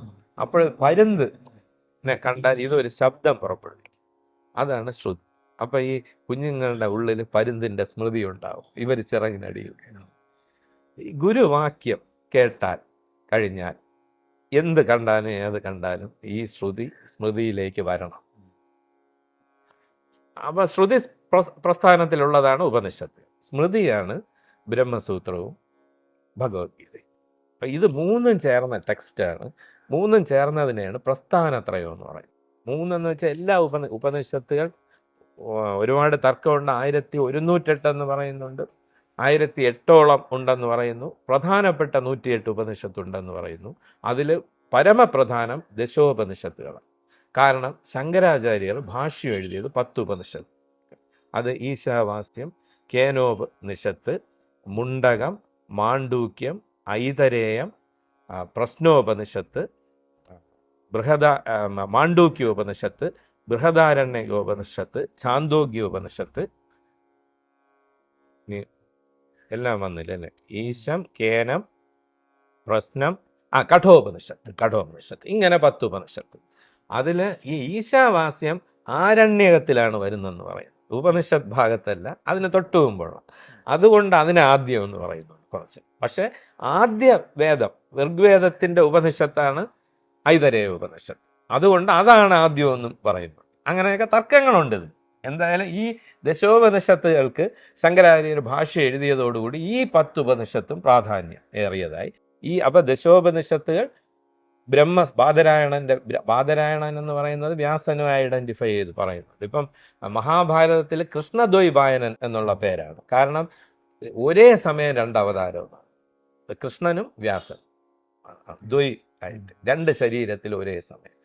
പക്ഷെ നമ്മൾ ബ്രഹ്മസൂത്രത്തിൽ വരുമ്പോൾ ബാദരായണൻ. അപ്പൊ വ്യാസൻ ഒരു സ്ഥാനപ്പേരായിരുന്നു കാണാം, പല സമയത്ത് പല പേരുകളിലുള്ളവരായിരിക്കാം, അങ്ങനെയൊക്കെ തർക്കങ്ങളുണ്ട്, തീർച്ചയല്ല ഇതൊന്നും. അപ്പോൾ ബാദരായണൻ എഴുതിയ ബ്രഹ്മസൂത്രം, പിന്നെ ഭഗവത്ഗീത, ഇത് 3നും ശങ്കരാചാര്യ ഭാഷ്യം എഴുതി. അതാണ് ഭാഷ്യകാരൻ എന്ന് പറയുന്നത്. ശ്രീനാരായണ ഗുരു എന്നെ സരളാദ്വയ ഭാഷ്യകാരനാം ഗുരു എന്നാണ് ശങ്കരാചാര്യ അനുകമ്പാദശകത്തിൽ വിശേഷിപ്പിച്ചിരിക്കുന്നത്. അപ്പോൾ ഇതാണ് പ്രസ്ഥാനത്രയം. ആ പ്രസ്ഥാനത്രയമാണ് വേദാന്തം എന്നൊരു ശാഖ അതിൽ നിന്നുണ്ടാക്കി. അപ്പോൾ വേദാന്തം ഉപനിഷത്തിനെ പൊതുവെ പറയാം വേദത്തിൻ്റെ അവസാനം, പക്ഷേ ഒരു സിദ്ധാന്തം തന്നെ അതിൽ നിന്ന് വന്നു. അതിൻ്റെ സോഴ്സ് ഉറവിടം എന്ന് പറയുന്നത് പ്രസ്ഥാനത്രയമാണ്. ഉപനിഷത്ത് മാത്രമല്ല, ദശോപനിഷത്ത് മാത്രമല്ല, ഈ 3 ഗ്രന്ഥങ്ങളുമാണ്. ട്രിപ്പിൾ കാനൻ ഓഫ് വേദാന്ത എന്നാണ് ഇതിനെ പറയുന്നത്. അപ്പോൾ ഇതിൽ നിന്ന് അദ്വൈത വേദാന്തം മാത്രമല്ല, അപ്പം ഈ വേദാന്തത്തിൽ നിന്ന് പ്രധാനപ്പെട്ട 3 സിദ്ധാന്തം, 3 അല്ല ഒരുപാട്. ഒന്ന് ശങ്കരാചാര്യരുടെ അദ്വൈത വേദാന്തം, രണ്ടാമത് രാമാനുജാചാര്യരുടെ വിശിഷ്ടാദ്വൈതം, മൂന്നാമത് മധ്വാചാര്യരുടെ ദ്വൈതം. പിന്നെ ഉണ്ട് കേട്ടോ, ഇത് ചൈതന്യ മഹാപ്രഭുവിൻ്റെ ശുദ്ധാദ്വൈതം, അങ്ങനെ ഒരുപാടുണ്ട്. നമ്മളിപ്പോൾ അതിലേക്ക് പോകണ്ട. ഇതാണ് പ്രധാനപ്പെട്ട സ്കൂൾസ്. ഇപ്പോൾ ഫിലോസഫിയിൽ സിസ്റ്റത്തിൽ സ്കൂൾസ് എന്നാണ് പറയുന്നത്. അത് ശങ്കരാചാര്യരുടെ കാലഘട്ടം നമുക്കറിയാം, AD 788 820 32 വയസ്സ് വരെ അദ്ദേഹം ജീവിച്ചിരുന്നു. അപ്പോൾ ആ ശങ്കരാചാര്യർ ആദിശങ്കരൻ ആര് എന്നതിനെക്കുറിച്ചൊക്കെ തർക്കമുണ്ട്. അതിങ്ങനെ ഒരു സ്ഥാനമാണ് ഇപ്പോഴും ഉണ്ടല്ലോ ശങ്കരാചാര്യന്മാർ, അതിലൊരാളാണ് ആദിശങ്കരൻ. അല്ല, ഇത് ആദ്യമുള്ള ശങ്കരനാണ്, പിന്നെ അതിനു മുമ്പേ ഉണ്ട് ശങ്കരൻ എന്ന് പറയുന്നു. എന്നാലും പൊതുവെ അംഗീകരിച്ചത് ഈ AD 788 മുതൽ 820 വരെ. ശങ്കരാചാര്യർ ജനിച്ചത് നമുക്കറിയാം ആലുവയിൽ കാലടി എന്ന സ്ഥലത്താണ്, കേരളത്തിലാണ് ജനിച്ചത്. ശങ്കരാചാര്യരാണ് അപ്പം ഈ അദ്വൈത വേദാന്തം എങ്ങനെ വന്നു? നമ്മൾ പറഞ്ഞു, ഈ വിവിധ ഉപനിഷത്തുകളെ അടിസ്ഥാനമാക്കി കാരികകളും ഭാഷ്യങ്ങളും വന്നിട്ടുണ്ട്. അതിൽ ഭാഷ്യം ആദ്യം എഴുതിയ ശങ്കരാചാര്യനാണെങ്കിലും ശങ്കരാചാര്യരുടെ ഗുരു ഗോവിന്ദ ഗുരുവിൻ്റെ ഗുരു ഗൗഡപാദാചാര്യർ, അപ്പോൾ ശങ്കരാചാര്യരുടെ പരമഗുരു എഴുതിയതാണ് മാണ്ഡൂക്യ കാരിക. മാണ്ഡൂക്യ ഉപനിഷത്തിനെ ആസ്പദമാക്കി എഴുതിയ കാരിക. അപ്പോൾ കാരികയും ഭാഷ്യവും തമ്മിൽ ചെറിയ വ്യത്യാസങ്ങളുണ്ട്, അത് ഞാൻ പറയാം. അപ്പോൾ ഈ മാണ്ഡൂക്യ ഉപനിഷത്ത് എന്ന് പറയുന്നത് അഥർവ വേദോപനിഷത്ത്. ഈ അഥർവ വേദോപനിഷത്തിനെ ആസ്പദമാക്കി എഴുതിയതാണ് മാണ്ഡൂക്യ കാരിക. അതാണ് അദ്വൈത വേദാന്തത്തിൻ്റെ ഫസ്റ്റ് സിസ്റ്റമാറ്റിക് ടെക്സ്റ്റ് എന്ന് പറയും. ആദ്യത്തെ ചിട്ടപ്പെടുത്തിയ ഗ്രന്ഥം അദ്വൈത വേദാന്തത്തിൻ്റേത് മാണ്ഡൂക്യ കാരികയാണ്, ഗൗഡപാദാചാര്യർ എഴുതിയ. ഇത് വന്നത് എവിടെ നിന്നാണ്? മാണ്ഡൂക്യ ഉപനിഷത്ത്. അത് ഏത് വേദത്തിൻ്റേതാണ്? എല്ലാവരും 4ാമത്തേതെന്നും മോശമെന്നും പറയുന്ന അഥർവ വേദത്തിൽ നിന്നാണ് ഈ അദ്വൈത വേദാന്തത്തിൻ്റെ ജനനം. ശരിക്കും ആരെയും വിശ്വസിക്കും? ഋഗ്വേദത്തിനൊക്കെ അല്ലേ അതെങ്ങനെ ബ്രാഹ്മണ്യത്തിൻ്റെ ഇതിൽ ഈ ആചാരങ്ങൾക്ക്. അപ്പം കർമ്മകാന്ഡം എന്ന് പറയുന്നത് മന്ത്രം, ബ്രാഹ്മണം, ആരണ്യം, ഇത് 3ഉം കർമ്മകാന്ഡവും. ജ്ഞാനകാന്ഡം ഉപനിഷത്തുകൾ. ജ്ഞാനകാന്ഡത്തിൽപ്പെട്ട മാണ്ഡൂക്യ ഉപനിഷത്ത്, അത് അഥർവ വേദോപനിഷത്ത്. അതിൽ നിന്ന് വന്നതാണ് മാണ്ഡൂക്യ കാരിക. അപ്പോൾ കാരിക എന്ന് പറയുമ്പോൾ ഒരു കാര്യം സ്ഥാപിച്ചെടുക്കാൻ വേണ്ടി നിർമ്മിക്കുന്ന ഇൻ്റർപ്രിട്ടേഷൻ, വ്യാഖ്യാനം. ഭാഷ്യം എന്ന് വെച്ചാൽ അതിലുള്ള എക്സ്ട്രാക്റ്റ്, അത് മറ്റുള്ളവർക്ക് മനസ്സിലാക്കാൻ വേണ്ടി. ഇതാണ് വ്യത്യാസം. അപ്പോൾ മാണ്ഡൂക്യ കാരികയിൽ 4 പ്രകരണങ്ങൾ. ആദ്യത്തേത് ആഗമ പ്രകരണം, രണ്ടാമത്തേത് വൈദഗ്ധ്യ പ്രകരണം, മൂന്നാമത്തേത് അദ്വൈത പ്രകരണം, 4ാമത്തേത് അലാതശാന്തി പ്രകരണം. ആദ്യത്തെ ആഗമ പ്രകരണത്തിൽ 29 മന്ത്രങ്ങൾ എന്നല്ലെങ്കിൽ ശ്ലോകങ്ങൾ. ഉപനിഷത്തിലത് മന്ത്രം എന്നേ പറയൂ, വേദത്തിലും ഇത് നമുക്ക് ശ്ലോകങ്ങൾ. രണ്ടാമത്തേതിൽ അപ്പോൾ ആഗമ പ്രകരണത്തിൽ 29 ശ്ലോകങ്ങൾ, രണ്ടാമത്തെ വൈദഗ്ധ്യ പ്രകരണത്തിൽ 38 ശ്ലോകങ്ങൾ, മൂന്നാമത്തെ അദ്വൈത പ്രകരണത്തിൽ 48 ശ്ലോകങ്ങൾ, അവസാനത്തെ അലാതശാന്തി പ്രകരണത്തിൽ 100 ശ്ലോകങ്ങൾ. അങ്ങനെ ആകെ 215 ശ്ലോകങ്ങൾ. ഇതിന് ബാലകൃഷ്ണൻ നായർ സാറ് ഗൗഡപാദ ദർശനം എന്ന് പറഞ്ഞ് ഗംഭീരമായ ഒരു കമൻട്രി സാർ എഴുതിയിട്ടുണ്ട് ബാലകൃഷ്ണൻ നായർ സാർ. അത് സാധാരണക്കാർക്ക് വായിച്ചാൽ ഈ മാണ്ഡൂക്യ കാര്യം വായിച്ച ഒരാൾ മനസ്സിലാക്കിയാൽ അയാൾ ഇത് ഈ ഈശ്വര സ്പർശം ഇല്ലാതെ അറിയാൻ കഴിയും. അപ്പോൾ അതിൽ പറയുന്നത് ഒരു ശ്ലോകം മാത്രം, അത് പറയാതിരിക്കാൻ കഴിയില്ല. ആദ്യത്തെ ആഗമ പ്രകരണത്തിൽ പറയുന്നത് ന നിരോധോ നചോത്പത്തി ന ബദ്ധോ നച സാധക ന മുമുക്ഷുർ നവൈമുക്ത ഇത്യേഷ പരമാർത്ഥം. അപ്പം ന നിരോധം എന്ന് വെച്ചാൽ ഇവിടെ പ്രളയവുമില്ല, നചോത്പത്തി ജനസിസ് സൃഷ്ടിയുമില്ല. ന ബദ്ധോ നച സാധക ഇവിടെ ബദ്ധനുമില്ല സാധകനുമില്ല. ന മുമുക്ഷുർ നവൈമുക്ത ഇവിടെ മോക്ഷത്തിന് വേണ്ടി കൊതിക്കുന്ന മുമുക്ഷുവുമില്ല മുക്തനുമില്ല. ഇത്യേഷ പരമാർത്ഥത, ഇതാണ് പരമാർത്ഥം. ഇതാണ് അദ്വൈത വേദാന്തത്തിൻ്റെ ആദ്യത്തെ പ്രഖ്യാപനം. ഇത് ആദ്യ ആഗമ പ്രകരണത്തിൽ. അപ്പം മാണ്ഡൂക്യ ഉപനിഷത്ത് എന്ന് പറയുന്ന ഏറ്റവും ചെറിയ ഉപനിഷത്താണ്. 12 മന്ത്രങ്ങളേ ഉള്ളൂ. ഓംകാരത്തിൻ്റെ വ്യാഖ്യാനമാണ്. ആ, അകാരം, ഉകാരം, മകാരം, 4-മത്തത് തുരീയം എന്ന് പറയുന്നത്. അത് ഒരു അക്ഷരമില്ല, അതിന് ഓം എന്ന് ഉച്ചരിച്ച് നിൽക്കുന്നതാണ്. അതാണ് തുരീയം എന്ന് പറഞ്ഞാൽ വാക്കിൻ്റെ അർത്ഥം 4-മത്തേത്. തുരീയമാണ് ബ്രഹ്മജ്ഞാനം. അപ്പോൾ ഇതിനെ അധികരിച്ചാണ് എഴുതിയത്. അപ്പോൾ അതിൽ രണ്ടാമത് വൈദഗ്ധ്യ പ്രകരണത്തിൽ പ്രപഞ്ചത്തിൻ്റെ മിഥ്യാത്വമാണ്. ആഗമ പ്രകരണത്തിൽ ഈ ഓങ്കാരത്തിൻ്റെ 4 മാത്രകൾ, അമാത്ര എന്നാണ് 4-മത്തതിന്, മാത്രയില്ല, 4 മാത്ര, അതിന് അജബ എന്നും പറയുന്നു. അപ്പം ഈ 4 മാത്രകളെ പറയുന്നു. രണ്ടാമത്തതിൽ വൈദഗ്ധ്യ പ്രകരണത്തിൽ പ്രപഞ്ചം മിഥ്യയാണെന്ന് സ്ഥാപിക്കും. 3-മത്തതിൽ അദ്വൈതം തന്നെ പറയുന്നു. 4-മത്തെ അലാത ശാന്തി എന്ന് പറഞ്ഞാൽ, അലാതം എന്ന് വെച്ചാൽ തീക്കൊള്ളി. ഈ തീക്കൊള്ളി ചുഴറ്റുമ്പോൾ ഒരു വൃത്തം തോന്നുമല്ലോ, വാസ്തവത്തിൽ ചുഴറ്റൽ നിർത്തിക്കഴിഞ്ഞാൽ അപ്പം അലാതം ശാന്തമാവണം. അപ്പോഴേ ഈ തീക്കൊള്ളി പോലെ ആത്മപ്രകാശിക്കും. ഇതാണ് മാണ്ഡൂക്യ കാര്യം. ഇതിൽ നിന്ന് ശങ്കരാചാര്യന് ഈ അദ്വൈത, അപ്പം വേദാന്തമാണല്ലോ ഇത്. ഈ ശങ്കരാചാര്യരുടെ അദ്വൈതവും രാമാനുജാചാര്യരുടെ കാലഘട്ടം AD 1037 1117 അത് ശ്രീപെരുമ്പത്തൂരിലാണ് അദ്ദേഹം ജനിച്ചത്, രാജീവ് ഗാന്ധി വധിക്കപ്പെട്ട സ്ഥലം. മധ്വാചാര്യരുടെ കാലഘട്ടം 1238 1317 അത് കർണാടകയിലെ ഉടുപ്പി. ഒരാൾ കേരളം, ഒരാൾ തമിഴ്നാട്, ഒരാൾ കർണാടക. ആർക്ക് വഴക്ക് വേണ്ട, എല്ലായിടത്തും ആൾക്കാരുണ്ട്. അപ്പം ഇത് 3നെയും വിശിഷ്ട അദ്വൈതം വേദാന്തമാണ്, ദ്വൈത വേദാന്തം. അപ്പം അദ്വൈത വേദാന്തമാണ് ആദ്യത്തേത്. അപ്പോൾ അത് ബാക്കിയുള്ളതുമായിട്ടുള്ള, അപ്പം ഇതിനെ കാരികയിൽ, മാണ്ഡൂക്യ കാരികയിൽ തൻ്റെ ഗുരുവിൻ്റെ ഗുരു, പരമഗുരുവായ ഗൗഡപാദാചാര്യർ അവതരിപ്പിച്ച അദ്വൈത സിദ്ധാന്തത്തെ സ്ഥാപിച്ചെടുത്തത്, യുക്തിയുക്തം സ്ഥാപിച്ചെടുത്തത് ശങ്കരാചാര്യൻ. അന്ന് ഉണ്ടായിരുന്ന എല്ലാവരെയും പോയി വാദത്തിൽ അറിയാമല്ലോ നമുക്ക്, സർവജ്ഞപീഠം, ആ കഥയൊന്നും ഞാൻ പറയേണ്ട കാര്യമില്ല. അതിൻ്റെ കാരണം അന്ന് ഇതിനൊരു ഡീഗ്രഡേഷൻ ഉണ്ടായി. ഇത് ശരിക്കും വേദത്തിൻ്റെ മുഴുവൻ സത്തയാണ് ഈ അദ്വൈതം. അതങ്ങ് മറഞ്ഞു പോവുകയും മറ്റാചാരങ്ങൾക്കും. അപ്പോൾ ഈ അദ്വൈത ഈ ഷഡ്ദർശനങ്ങളെന്ന് പറയുന്നത് സാഖ്യയോഗം, അത് പിന്നീട് നമുക്ക് ചർച്ച ചെയ്യാം. ന്യായവൈശേഷികം, പൂർവമീമാംസ, ഉത്തരമീമാംസ. അതിൽ പൂർവമീമാംസ എന്ന് പറയുന്നത് ജൈമിനി, പ്രഭാകരൻ, കുമാരില ഭട്ടൻ, അവരൊക്കെയാണ് അതിൻ്റെ ഉപജ്ഞാതാക്കൾ, അതിൻ്റെ ഋഷിമാർ. അവർ പറയുന്നത് യാഗങ്ങൾ, യജ്ഞങ്ങൾ, ഇങ്ങനെ ചിത്തശുദ്ധി വരുത്തിയേ മോക്ഷം കിട്ടും. കർമ്മത്തിനാണ് പ്രാധാന്യം, കർമ്മകാണ്ഡ വേദഭാഗത്ത്. പക്ഷേ ശങ്കരാചാര്യർ പറഞ്ഞത് കർമ്മം കൊണ്ട്, നേരത്തെ പറഞ്ഞ പോലെ ഉപാധി കൊണ്ട് ജ്ഞാനം കിട്ടില്ല, ആ കർമ്മത്തെ ഒഴിവാക്കിയ ജ്ഞാനം കിട്ടും, ജ്ഞാനത്തിനാണ് പ്രാധാന്യം. അപ്പോൾ ഇത് തർക്കമായി. അങ്ങനെയാണ് കുമാരില ഭട്ടൻ്റെ അടുത്ത് പോകുന്നതും അത് കാമത്തെക്കുറിച്ച് ചോദിക്കുന്നതൊക്കെ അറിയാമല്ലോ. അത് വാദത്തിൽ തോൽപ്പിച്ച് കുമാരില ഭട്ടനെയും ശിഷ്യനാക്കി. അപ്പോൾ ജൈമിനി, പ്രഭാകരൻ, അവരൊക്കെ ഈ അദ്വൈത വേദാന്തത്തെ പറയുന്നത് ഉത്തരമീമാംസ, പൂർവത്തിന് ശേഷം ഉണ്ടായ, അതിൽ ജ്ഞാനത്തിനാണ് പ്രാധാന്യം. അപ്പോൾ അദ്വൈത വേദാന്തത്തിൻ്റെ സെൻട്രൽ ടീച്ച് എന്ന് പറഞ്ഞാൽ, കേന്ദ്ര പാഠം എന്ന് പറഞ്ഞാൽ ശങ്കരാചാര്യരുടെ ബ്രഹ്മജ്ഞാനാവലി മാലയിൽ ആണ് എഴുതിയിട്ടുള്ളത്. നമ്മളെല്ലാവരും കേട്ടിട്ടുള്ളത് തന്നെയാണ്.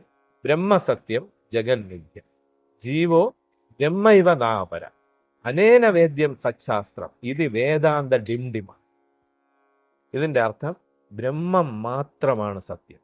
ബ്രഹ്മൻ എലോൺ ഈസ് റിയൽ, ജഗൻ മിഥ്യ, world is an illusory appearance of that Brahman. ഇത് വെറും ഒരു മിഥ്യയാണ്. മിഥ്യ എന്ന് പറഞ്ഞ വാക്കിൻ്റെ അർത്ഥം ഉണ്ടെന്നോ ഇല്ലെന്നോ പറയാൻ കഴിയാത്ത. അതിൻ്റെ ഒരു ഉദാഹരണം സ്വപ്നമാണ്. സ്വപ്നം കാണുമ്പോൾ ഉണ്ടല്ലോ എല്ലാവർക്കും, പക്ഷെ ഉണർന്നു കഴിഞ്ഞാൽ അതിൽ ഉണ്ടായത് എന്തെങ്കിലും ഉണ്ടായതാണ് അല്ല, പക്ഷെ അത് തീരെ ഇല്ലെന്ന് പറയാൻ കഴിയും. ഒരു അനുഭവം ഉണ്ടായില്ലേ, അതാണ് മിഥ്യ. ഇനി അപ്പൊ ജഗത്ത് എന്താണെന്ന് പറഞ്ഞു. ബ്രഹ്മം എന്താണ്? ബ്രഹ്മം മാത്രമാണ് സത്യം, ജഗത്ത് മിഥ്യയാണ്. അപ്പം പിന്നെ ഈ ജീവന്മാരോ? ജീവോ ബ്രഹ്മ ഐവ, ബ്രഹ്മ ഏവ, ബ്രഹ്മം തന്നെയാണ്. അപര, no other. The so called soul or jiva is Brahman itself, no other. അതെ, അനേന വേദ്യം സത്ശാസ്ത്രം. അനേകം ശാസ്ത്രങ്ങളോ വേദങ്ങളോ എന്ത് ഷഡ്ദർശനം എല്ലാത്തിലും കൂടെ നിങ്ങൾ ഗ്രഹിക്കേണ്ടത് ഇതാണ്. ഇത് വേദാന്ത ഡിംഡിമ, വേദാന്തം പെരുമ്പറ അടിക്കുകയാണ്. ഇതാണ് സത്യം. കേൾക്കുന്നവർ കേൾക്കട്ടെ, സാറ് പറയുന്ന പോലെ, കേൾക്കാത്തവർ കേൾക്കട്ടെ. ഇത് വേദാന്തത്തിൻ്റെ പെരുമ്പറയാണ്. ഇതാണ് അദ്വൈത വേദാന്തത്തിൻ്റെ കേന്ദ്രപാഠം, സെൻട്രൽ ടീച്ചിങ്. അപ്പം ചോദ്യം, വേദാന്തം എന്ന് പറയുമ്പോൾ അതിൽ വിശിഷ്ടാദ്വൈതം ഇതെല്ലാം ഉൾക്കൊള്ളും. അതിൽ നിന്ന് വന്ന പ്രധാനപ്പെട്ട ഒരു ശാഖയാണ് അദ്വൈത വേദാന്തം. ഇനി രാമാനുജാചാര്യരുടെ വിശിഷ്ടാദ്വൈതം, അവിടെ അദ്വൈതം കിടപ്പുണ്ട് പേരിൽ. അതെന്താണ് ഇതിൽ നിന്ന് വ്യത്യാസം, അതും കൂടെ പറയണം. അപ്പോൾ ഇതിൽ ജഗത്ത് മിഥ്യയാണ് അല്ലേ, അതിൻ്റെ റിയാലിറ്റി. അപ്പോൾ ഇത് റിയലിസ്റ്റിക് ഫിലോസഫി അല്ല. അപ്പോൾ ഒരു ഫിലോസഫി റിയലിസ്റ്റിക് ആണോ ഐഡിയലിസ്റ്റിക് ആണോ സ്പിരിച്വലിസ്റ്റിക് ആണോ എന്ന് എങ്ങനെ നമ്മൾ പറയും? അതിൻ്റെ ആ അബ്സല്യൂട്ട് റിയാലിറ്റിയുടെ നേച്ചർ അനുസരിച്ച്. അപ്പോൾ അതുപോലെ തന്നെ ഈ വേൾഡിൻ്റെ നേച്ചർ അനുസരിച്ച്. വേൾഡ് റിയൽ ആണെങ്കിൽ ആ philosophy realistic philosophy. World unreal ആണെങ്കിൽ അത് ഐഡിയലിസമോ സ്പിരിച്വലിസമോ. ഇന്ത്യൻ ഫിലോസഫിയിൽ ശരിക്കും ഐഡിയലിസം ഇല്ല, ഉണ്ടെന്നൊക്കെ ആശയവാദം. അത് വെസ്റ്റിലാണ്. ഈ ഐഡിയൽ എന്ന് പറയുമ്പോൾ ഇപ്പോൾ ഐഡിയൽ ബ്യൂട്ടി, ഒരു പൂ കണ്ട് ഇത് ഐഡിയൽ, ഇത് നമ്മുടെ ഉള്ളിൽ ഒരു ഐഡിയൽ ബ്യൂട്ടി ഉണ്ട്. അതിനോട് അടുത്ത് നിൽക്കുമ്പോഴാണ് നമ്മളിത് ബ്യൂട്ടി. നമ്മൾ എത്ര മുമ്പോട്ട് പോയാലും വീണ്ടും ഒരു ഐഡിയൽ ബ്യൂട്ടി കാണും. അത് നമുക്ക് അറ്റൈൻ ചെയ്യാൻ കഴിയും. പക്ഷേ ഇവിടെ പറയുന്ന എയിം, ഗോൾ എന്ന് പറയുന്ന മോക്ഷയാണ്. വി ക്യാൻ അറ്റൈൻ മോക്ഷം, നമുക്കത് പ്രാപിക്കാൻ കഴിയും. അപ്പോൾ ഐഡിയലിസം ഇന്ത്യയിലില്ല, സ്പിരിച്വലിസ്റ്റിക് എന്നാണ് നമ്മൾ. കാരണം അത് സ്പിരിച്വലിസം ആണോ മെറ്റീരിയലിസം ആണോ എന്ന് തീരുമാനിക്കുന്നത് അബ്സല്യൂട്ട് റിയാലിറ്റിയുടെ സ്വഭാവം, നേച്ചർ. അത് സ്പിരിച്വൽ ഇൻ നേച്ചർ ആണെങ്കിൽ ആ philosophy spiritualism. Material in nature, ഇപ്പം മാർക്സ് പറഞ്ഞത് യാഥാർത്ഥ്യം മെറ്റീരിയലാണ്, അപ്പോൾ അത് മെറ്റീരിയലിസം. മനസ്സിലായല്ലോ? അപ്പോൾ ഈ അദ്വൈത വേദാന്തം എന്ന് പറയുന്നത് സ്പിരിച്വലിസ്റ്റിക് ആണ്. പക്ഷേ ഇനി ഉണ്ട്, ഡുവലിസം ആണോ പ്ലൂറലിസം ആണോ? അതായത് റിയാലിറ്റീസ് ആർ മെനി. സാങ്ക്യം, പുരുഷ, പ്രകൃതി, പിന്നെ ജഗത്ത്, ഇതെല്ലാം റിയലാണ്, അത് പ്ലൂറലിസ്റ്റിക്കാണ്. മധ്വാചാര്യരുടെ ദ്വൈതം, ജഗത്തും റിയലാണ് ഈശ്വരനും റിയലാണ്, അത് ഡുവലിസ്റ്റിക്കാണ്. ഇനി മോണോത്തീസം നേരത്തെ പറഞ്ഞ ഒരു പേഴ്സോണിഫിക്കേഷൻ, ഒരു ഗോഡ്, സുപ്രീം ഗോഡ് റിയലാണ്, അത് മോണോത്തീസം, ഏകദൈവം. മോണിസം എന്ന് പറയുന്നത് ആ പേഴ്സോണിഫിക്കേഷൻ പോയിട്ട് ഏക തത്വം പറയുകയാണെങ്കിൽ അത് മോണിസ്റ്റിക്കാണ്, മോണിസമാണ്, ഏകത്വവാദമാണ്. പക്ഷേ ശങ്കരാചാര്യരുടെ ഇതൊന്നുമല്ല, നോൺ ഡുവലിസമാണ് അദ്വൈതം. എന്തുകൊണ്ട് ആ പേര് സ്വീകരിച്ചു? എന്തുകൊണ്ട് ഒരു ഏകമായ സത്യത്തെ പറയുമ്പോഴും ഏകത്വം അല്ലെങ്കിൽ മോണിസം എന്ന് പറയാതെ നോൺ ഡുവലിസം, ദ്വൈതം അല്ല, അദ്വൈതം, ദ്വൈതമല്ലാത്തത്, രണ്ടല്ലാത്തത് എന്ന് പറഞ്ഞു? അതിന് പറയുന്നത്, നേരത്തെ പറഞ്ഞു, ഇത് വാക്കുകൊണ്ടോ മനസ്സുകൊണ്ടോ ബുദ്ധിയുണ്ടോ. ഏകം എന്ന് പറയുമ്പോൾ അതൊരു നമ്പർ, സംഖ്യയാണ്, അത് മനസ്സിന് കീഴിൽ വരുന്നത്. അപ്പം the category of number is not applicable to the absolute. ഈ സംഖ്യ എന്ന് പറയുന്ന ഒരു കാര്യം അബ്സല്യൂട്ട് റിയാലിറ്റി, ആത്യന്തിക പരമസത്യത്തെക്കുറിച്ച് സംബന്ധിച്ച് അത് നമുക്ക് ആപ്ലിക്കബിൾ അല്ല, അത് സ്വീകരിക്കാൻ കഴിയില്ല. അത് അതിനും ബിയോണ്ട് മൈൻഡ് ആൻഡ് ഇൻ്റലക്റ്റ്. അപ്പോൾ ബുദ്ധിക്കകത്തും മനസ്സിനകത്തും നിൽക്കാത്ത ഒരു പേര് അതിന് വേണം. ദ്വൈതമില്ല എന്ന് പറയുമ്പോൾ എന്ത് സങ്കല്പിക്കും? രണ്ടാമതൊന്നില്ല എന്നാണ് അദ്വൈതം. അതാണ് that is why Shankara calls his philosophy Advaita Vedantam, Advaita, non dualism or non dualism. ഇതാണ് ഇതൊന്നും പലർക്കും ഇതൊന്നും അറിയില്ല. ഇത് അദ്വൈതം രണ്ടാമതില്ല എന്നങ്ങ് പറഞ്ഞു. ഇതൊക്കെയാണ് ഇതിൻ്റെ കാര്യങ്ങൾ. ഇനി വിശിഷ്ടാദ്വൈതം രാമാനുജാചാര്യരുടേത് വരുമ്പോൾ അദ്ദേഹം ജഗത്തിൻ്റെ, പ്രപഞ്ചത്തിൻ്റെ യാഥാർത്ഥ്യം അംഗീകരിക്കും. അവിടെ ഒരു വാക്കുണ്ട്, വിശിഷ്ടം. അപ്പോൾ ഭഗവാന്റെ വിഭൂതിയാണ് പ്രപഞ്ചം, ഭഗവാന്റെ ആട്രിബ്യൂട്ട് ഗുണമാണ് പ്രപഞ്ചം. ഭഗവാൻ അനേകം ഗുണങ്ങളുണ്ട്. അത് അനന്തം, അനശ്വരം, അങ്ങനെയുള്ള ഒരു ഗുണത്തിൽ ഒന്നാണ്. വിശേഷാൽ ഗ്രഹിക്കേണ്ട ഭഗവത് ശരീരം തന്നെയാണ്. പക്ഷേ ഭഗവാനിൽ നിന്ന് ഭിന്നമല്ല, അദ്വൈതം രണ്ടാമതല്ല. പക്ഷേ വേൾഡ് ഈസ് റിയൽ. അതാണ് രാമാനുജാചാര്യരുടെ വിശിഷ്ടാദ്വൈതവും. ഒരുപാട് ഡിഫറൻസസ് ഉണ്ട്, ഞാൻ പ്രധാനപ്പെട്ട സമയമില്ലാത്തത് കൊണ്ട് പറഞ്ഞു. അപ്പോൾ ഇതാണ് പ്രധാന വ്യത്യാസം. മധ്വാചാര്യരുടെ ദ്വൈതത്തിൽ വരുമ്പോൾ ഈശ്വരനും പ്രപഞ്ചവും വേറിട്ട് നിൽക്കും. രണ്ടിനും സെപ്പറേറ്റ് എൻറ്റിറ്റി, വ്യത്യസ്തമായിട്ട് തന്നെ രണ്ടിനും നിലനിൽപ്പുണ്ട് എന്നുള്ളത്. അതാണ് മധ്വാചാര്യരുടെ. ജഗത്തും സ്വതന്ത്രമായിട്ട് നിലനിൽപ്പുണ്ട്, ഈശ്വരനും ഉണ്ട്. അപ്പോൾ കാന്തത്തിൽ ഒരു ഇരുമ്പ് വന്ന് പറ്റി, ഈ ഇരുമ്പിനും കാന്തശക്തി കിട്ടും ഇല്ലേ? കാന്തത്തിൽ നിന്ന് വേർപെട്ടാൽ അത് വെറും പച്ചിരുമ്പാണ്.